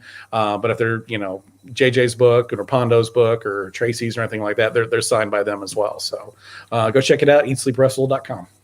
Okay, yeah, because I definitely want to get the book, because I definitely want y'all's autograph on there. I want to be able to be like, Princess Victoria, I got I got everybody on here, man. Here we go. Yeah, I'm definitely going. Yeah, after the show, I'm going to have to do that. So you definitely have one with JJ Dillon. JJ Dillon lives not. No, JJ Dillon, JJ McGuire is who I wrote okay. with. Okay, I'm thinking Scott Dillon. Teal did JJ Dillon's book, Wrestlers Are Like Seagulls. I think you can get that on crowbarpress.com. He usually carries them everywhere with him to sell one. And the one time I ran into him and asked him for one, he'd forgotten to bring one. So he could have learned the lesson you taught in Iowa, Victoria. So, right? But no, Hurricane JJ McGuire was Jimmy Hart's writing partner. He is the music behind Sexy Boy, behind and Cocky Cool Bad behind Hulk Hogan's American Made, the wrestling boot band, Thunder in Paradise. Basically, Paradise. Whenever Hulk wants something musical done, he calls Jimmy, and the first person Jimmy calls is JJ. So, and JJ's a heck of a storyteller. He actually lives in Somerset, Kentucky, not too far from me. Okay, that's cool. Yeah, because I was going to say JJ Dillon, he lives right here in Smyrna. I mean, I'm from Delaware, and he lives right in Smyrna, Delaware. You know, he's not far from me. You know, I mean, we're so small, you know, I mean, even though he's like 20 minutes away, it's like neighbors. Yep. You know, I mean, we're all neighbors. So, other than, do you have any, preview for funny stories from the book or, you know, not in the book that you could share with us? You know, some, you know, I know you already shared one. You know what I mean? But is there like, you know, a good one you can maybe you can change the name to protect the innocent if you need to? Maybe that it might not have made the book or whatever. There's one really good one from Memphis. Yeah. Now, you know what I'm talking about. I know. I was no innocent miss. Everybody always asks the question, well, you were a girl wrestler. Did you sleep with wrestlers? Well, of course I did. Yeah. You know, why not? You worked in this big office building with these people. Did you ever sleep with one of the guys you worked with? Well, of course you did. Yeah. Because that's just the way the world works. You know, if you're in an office, you sleep with the guys or gals in the office because that's who you associate with. Mm-hmm. And this one time, I was in Memphis, and there was this hot little honey that had come in. He was a new guy, and we kind of hooked up that night. And about 3 months later, I come back, and Stan Lane and, Fulton. Was it Charlie Fulton? No. Oh, dang it. I hate when my brain does this. It was the fabulous. Steve not Kern. the rocket. Huh? Steve Kern. Yeah, that's it. Thank you, John. Mm-hmm. Anyway, I'm outside the motel and I'm relaxing on the bar out there, and they go driving by and say, "Hey, Princess, we need to talk." I said, "All right, come on up." And they proceeded to tell me how this new guy was going around and he was running his mouth about things he shouldn't have been running his mouth about. I did this and I put something on the Princess. None of y'all got a chance at the Princess after what we did the last time I was here. And I went, "Oh, really?" I said, "I got this." Because even wrestlers we didn't tell on each other. You didn't go into the dressing room talking crap like that. And people who did, we really didn't think much of. And I get to the dressing room that night, and we were in Memphis. And normally the girls had their own dressing room away from the guys. But this night I talked to Jerry, and I said, I kind of need to be in with the guys tonight. So I'm sitting there and I'm lacing up my boots, and my head's been over like this, and this guy walks up and he's right here. And he looks down. That's the second thing that made me aggravated. And he looks down and he says, "Hey, Princess, how you doing?" And I looked up, I went, "Fine," and I went back to lacing my boots like he wasn't even standing there. And as I'm lacing my boots, he goes, "We're going out tonight, right?" And I looked up. I said, "Why do I know you?" Oh, wait for it. And I go back to lacing my boots. He says, and I'm lacing my boots. He says, "You don't remember what happened the last time you were here?" And I looked up and I went, "Damn, dude, I'm really sorry. I must have really been drunk because I ain't got a clue who the hell you are." Oh, man. And when I did that, the dressing room lost it. This guy skulked away like a banished puppy to the corner. Oh, that is hilarious. Oh. What? You don't kiss and tell. I mean, even in the wrestling business, the guys who kissed and told they weren't looked up to at all. You know, because things happen, and you just knew when to keep your mouth shut. Yeah. And I think this guy knew how to keep his mouth shut after that. That's right. That's a good lesson. That's a good lesson. That's a good lesson. Yeah, because I was always taught to do that too. You know what I mean? Yeah, so that stuff you gotta keep between y'all. You know what I mean? Yeah, you don't blab on over to everybody. You know what I mean? Like, what's up with that? Come on. No, you know what I mean? and you know, there may have been another guy in the dressing room that night that I may have spent a night with, but that was just it. You know, when you're on the road 6-7 days a week, 365 days a year, and the only people you associate is with other wrestlers. That's who you go out to the bar with. That's who you go out to lunch with. That's who you socialize with. Yes, women wrestlers did sleep with male wrestlers, and so on and so forth. And I don't see anything wrong with it. No, hey, y'all. I mean, look at how lucky I was. I mean, I was running around with the guys of the '80s. We're talking Don Morocco, Roddy Piper, you know, Ricky Martel, so on and so forth. How could you not? There you go. Yeah, like you said, y'all are traveling together and all that. You know, I mean, you got, sometimes, you got 2 or 3 minutes to kill late at night. You know what I mean? After bar, you know. 2 or 3 minutes. You better not even walk in my room for 2 or 3 minutes. Man, that's a world record. I will throw your ass over the guardrail. Isn't that a world record? Oh man. 2 or 3 minutes. Man. Oh man. Are you kidding me? I'm joking. I'm teasing you. I'm teasing you. But yeah, Rob, what did you start? Oh man, I don't know what happened. You don't get this good of a talk out of the guys who used to wrestle, man. So, that's right. You know, that's the reason I divorced my first husband. Oh, that's right. That's a good reason right there. That's a good reason. So yeah, I do. On that note, though, yeah, I do. I want to say, I want to thank you all for coming on, chatting with us. It was great to have you back, Princess Victoria and John. It was great meeting you, having you on here, and everybody, watching this and all right now. Go to eatsleepwrestle.com, pre-order Princess Victoria's book, A Tale of Tears, Triumphs, and Turnbuckles, and you should get both their autographs or whatever and all. And hopefully, it's an awesome book. If you like this interview and these stories here, you're definitely gonna love that book. Absolutely. That's right. Also, you can come to my Facebook page, Vicky Otis, or the fan book page of Velvet McIntyre and Princess Victoria. I'm making dream catchers now, and I am sending them with basically a COA. It's an autograph picture that says, I hope you enjoy the dream catcher. Thanks to my doctors, my hands are actually working half as good as they used to. And I really enjoy making the dream catchers, so hit me up.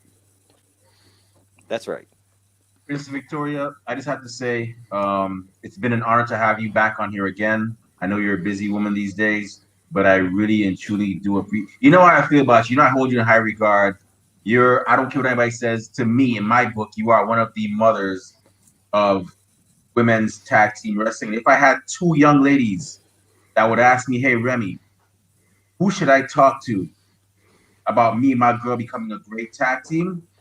I would definitely say Princess Victoria. If possible, Velvet McIntyre, but I know she's busy too. But definitely Princess Victoria. She's on Facebook. She will tell you. And the fun thing, I love about y'all is that even to this day, many years later, you two are still great friends. You two are still talking on Facebook. I've seen many tag teams that have actually done their thing and broke away. Heck, one of my favorite tag teams, Shawn Michaels and Marginelli, the Rockers, they hardly talk. But the fact that both of y'all, still talk is actually amazing. And that's definitely, friendship goals right there. And I always tell people some of the best friendships you can have are those friendships that stand the test of time and distance. And I got to tip my hat off to the 2 of y'all for that. Well, you've got to give all the credit to Velvet, because she never once got mad at me, which makes her a saint. Yeah. And just to throw a little bit from the book in, And say just that another. I'm sorry. Go ahead, John. My bad. Yeah, just another bit. Yeah, the way Victoria introduces Velvet into the book is, I meet this girl who says and a boot a lot. This tall redhead who says and a boot. And a boot or a hoose. What the hell is a hoose? Hoose. That's what it was. What the hell is a hoose? And her mother hates me to this day. Oh, man. Velvet was Velvet 18, not quite, a little bit over 18 when I met her. And Velvet had her family life. And then there was Vicky, who got her apartment when she was 14 and ran into Vicky. Her mother hates me to this day.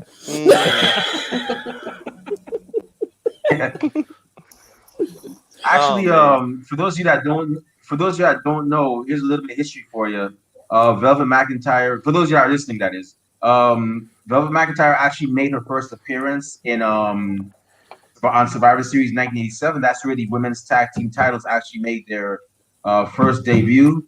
So check out Survivor Series 87. It is a gem. It's the first one. It's the first one I ever saw as a kid, and I was hooked. But yeah, Princess, I gotta say, I don't have any awards to give you. I don't have any accommodations. Maybe if you want a Ringside Society shirt, I'll try to get one out there to you. We do have our Teespring store up right now. If you ever want one, just let us know and we'll make it happen.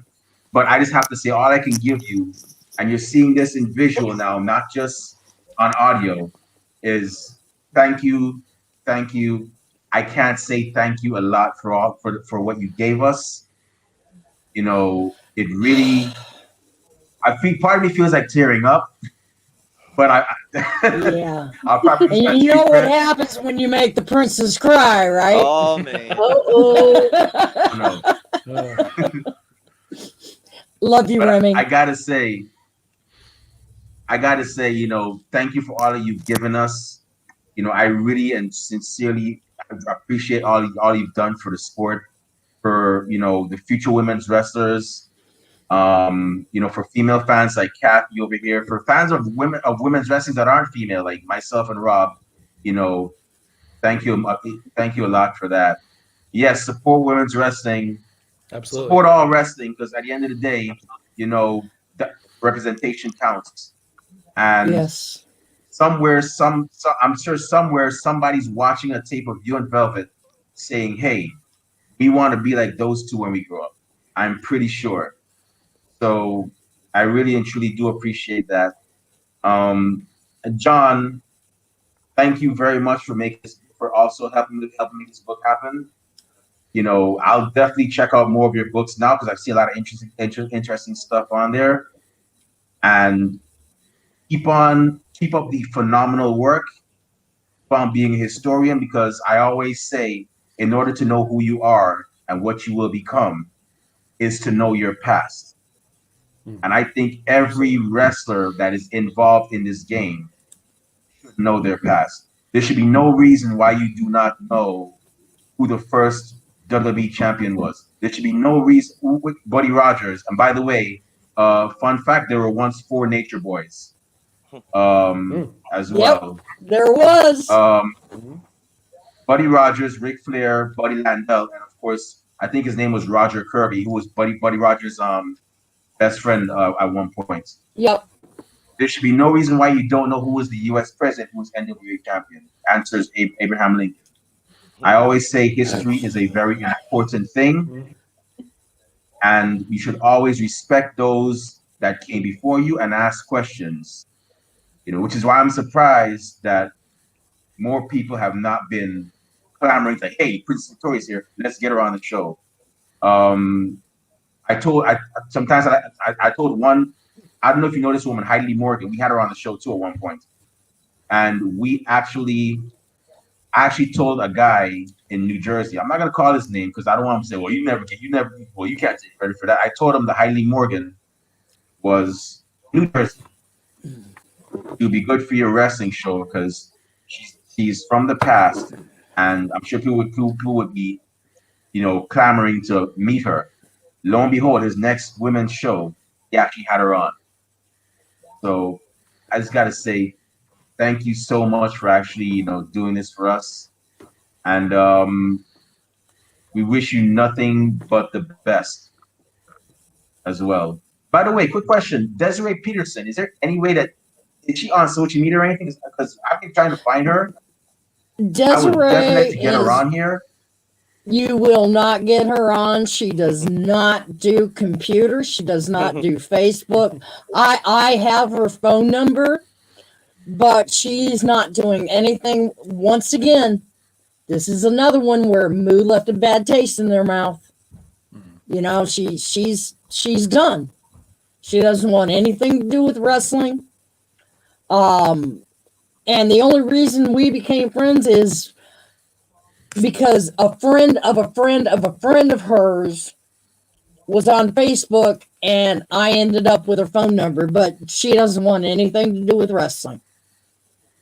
And you can hand it right in Moo's lap, because Moo did her just as bad. It's like with Velvet.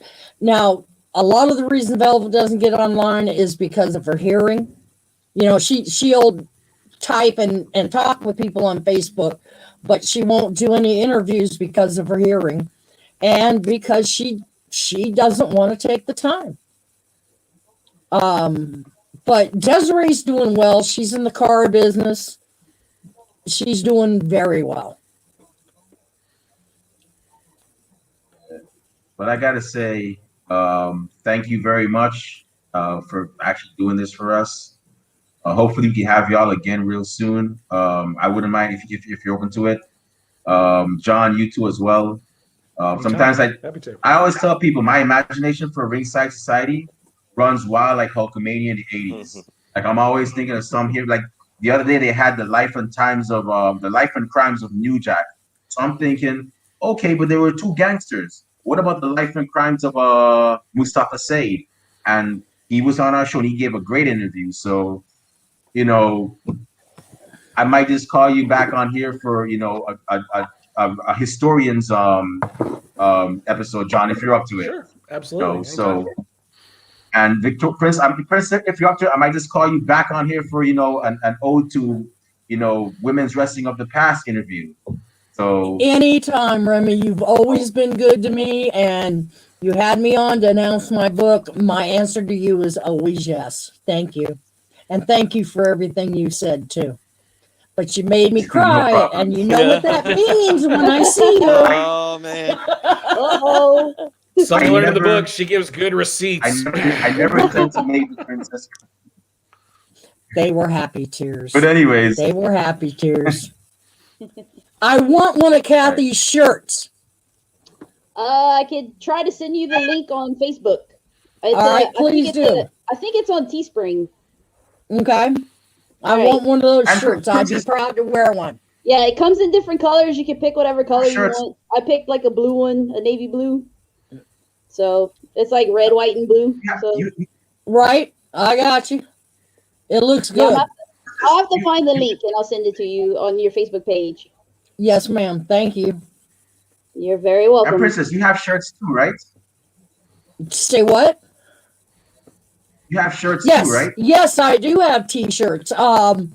They're the picture of me and Tom Filsinger's game, and they actually have my actual autograph across the front. I spent 6 hours writing my autograph, and then I blew it up and went down into each pixel to make sure it was my actual autograph that I printed on the picture on the T-shirt.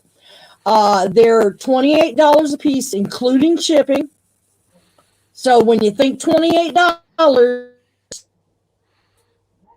about $18 because of shipping. And just contact me on my Facebook page, Vicky Otis. Let me know you want one, and we'll take it from there. Princess, you might get mad at me. I was one time thinking about having a picture of you and Velvet on a shirt and putting the words "Never Forget" at the bottom. That would never make me mad. That would never make me mad. That is awesome. Thank you. I had an argument with a fan I had an argument with a fan one time. He's like, but they're not the first tag team champions. Sasha and Bailey are. They don't count. I'm like, okay, well, Pat Patterson doesn't count then. And he and I had a whole argument. Oh, don't mention his name to me. Please don't mention his name to me. We don't want him to get started on him. He's a dead man. He's died. Just let his crap rest in. Unfortunately, my friend Barry Orton died yesterday. Yes, we saw that, and R.I.P. to Barrio. Well, Barry was a very good friend of mine in the business, and Barry was one of the very first people to speak out. And because of that, he got blackballed from the business when he was 33 years old for telling the truth. Now everybody knows what he said back in 92, 93 is the truth. And I'm very sad right now where Barry's concerned. And remembering Pat Patterson and the things I know that Pat Patterson did. If you look back on my Facebook page, the day Pat Patterson died, everybody was, oh, boo-hoo, boo-hoo, and all that. I said, I'm sad there's one more predator gone. And because Barry Orton spoke out, he lost his place in the business. That's just sad. I always wondered why he never got further. I mean, well, it's old school thinking in the families. Back in the day when you had the pedophile in your family, oh no, you don't talk about that. That's the family secret. And this is what I'm fighting today. Pat Patterson was a pedophile, and I will say it 1,000 times over.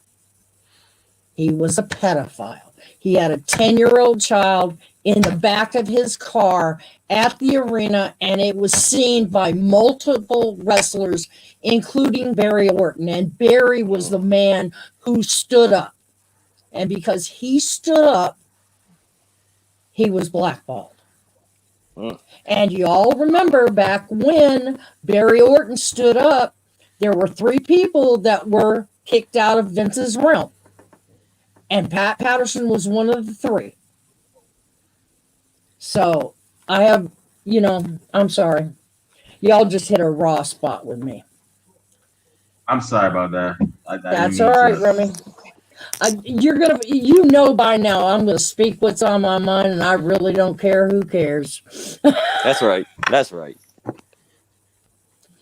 And that's why I started this Ringside Society. It was because to give people a spotlight, give people that are actually doing things in the business, both on the wrestling side and the fan side, and even in the middle, like John and another good friend of ours, Evan Ginsberg, who like I said, hopefully I get to get you, John, and him on the same podcast. Oh, I love that. I would like to hear a great guy. So you know him? Yep. Yeah. Yep. I would definitely like to get you guys on just to have that wealth of knowledge right there and history and so on. But yeah, so once I gotta say I'm very honored to have both of you on here, and thank you once again for being on here. So John, before we close the show, I mean, Prince Victor, we know you're on Facebook, right? Vicky Otis. Yes, Vicky Otis, John, VICKI. All you young female wrestlers and female fans, make sure you add this woman on Facebook. This is a woman that's opened doors. I'm not saying this for clout. I'm not saying this because she is in front of me. This is no cap. No cap means no lying to the new generation. Follow this woman. She has a wealth of knowledge. John, where on social media are you? If fans want to purchase your book, purchase the other books, or if they just want to shoot the breeze about wrestling. So you can find my website, eatsleepwrestle.com. I am on Facebook. I have an Eat Sleep Wrestle page on Facebook. I've also got a John Cosper author page on Facebook for my fiction work. My fiction website is johncosper.com. And you can find me on Twitter at John Cosper. And I'm on Instagram. And I think it's John Cosper author, but I don't remember for sure right now. I post there occasionally, and I'm trying to get it going, but I can't. Yeah, I should probably have that written down somewhere. But Twitter, Facebook, you find my websites, you'll find my links, eatsleepwrestle.com and johncosper.com. So if y'all are hardcore wrestling fans, like us at Ringside Society, definitely follow this man. Purchase his work. The more you purchase his work, the more he's gonna do. So he's gonna get inspiration. The more my wife lets me do. Purchase more. Purchase more. If you don't like wrestling, your friend probably does. Purchase it. If you got a dad that watch wrestling, they used to watch wrestling, or a mother used to watch wrestling. Hey, Dad. Hey, Mom. Merry Christmas. Happy birthday. Happy Parents' Day. Hey, exactly. From Eat Sleep Wrestling to me, Eat Sleep Wrestling to you. Here's a book you may like. Support these two. It's always great. This is what helps the wrestling community grow. So with that being said, we're gonna go ahead and shut the show down right now. Once again, thank you two for being on here. Rob, where are you on social media? If fans want to be on our show, or if they want to purchase merchandise, which we have on Teespring, or if they just want to shoot the breeze about wrestling. I'm on Twitter and Instagram at Rob_Base82 and Facebook Rob Base. Okay, and Kathy, how about you? Where are you on social media if fans want to purchase merchandise or be show, or they want to talk, wrestling and so on? So I'm on Twitter, Instagram, YouTube, Discord, and Twitch. All at BLUE70517. I'm too many places. I can't remember. Just everywhere. She's everywhere. Yeah, I'm everywhere. If you're gonna pop out of my closet with a burger, please let me know in advance. I'm gonna poke you. Wait, this way. I don't know. Poke you right there. There you go. If you want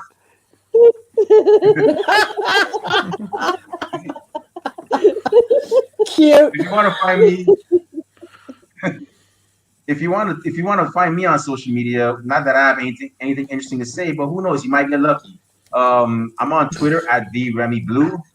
Our podcast is on Twitter at Ringside Society. Our podcast is also on Instagram at Ringside Society. We're also on Facebook. Yes, Facebook groups are cool. Not that they never were, but if you guessed our Facebook group name as Ringside Society, definitely join our group. We have a lot of interesting, cool stuff there. We're also on YouTube now, so check us out. We have a lot of interesting interviews coming here soon. A lot of live show clips. Rob's gonna be at DCW. Doing interviews and so on, taking like live clips of the show. Kathy's gonna be in Texas, shooting live clips from RWR. So definitely follow this page as well. But with that being said, once again, we want to thank John Cosper and Prince Victoria for being on our show tonight. To those of you that listened live, thank you very much. We really appreciate it. So to those of you that are gonna listen later on via YouTube, thank you in advance. And to those of you that hate us, can't stand us, and really and truly wish we would shut down shop and go away, well, like a Snickers commercial in the 90s, we're not going anywhere for a while. They hate us because they ain't us. And we ain't stopping. But with that being said, we here at Ringside Society want everybody here to know that we understand that everybody and their grandparents and their parents have a podcast. Well, not your grandparents' podcast, not your parents' podcast. As a matter of fact, not any podcast. Rob, Kathy, one time for the mind, one time for the people, one time for the wrestling couch, one time for the wrestling culture, and one time for Princess Victoria, the mother of women's tag team wrestling. What type of podcast are we? All right, you want to do it? 3, 2, 1. The Wrestling Fans Podcast. Yes, we finally got it in unison. Oh, that's right. Mr. John Cosper as well too. John, 1,000 apologies. But with that being said, we will be back next week with another interesting episode. So with that being said, during this pandemic, Stay safe, stay healthy, be at each other, and party on, dudes. We're out. Peace. See y'all. Good night. Stay classy, Delaware. Bye. Stay safe, everybody.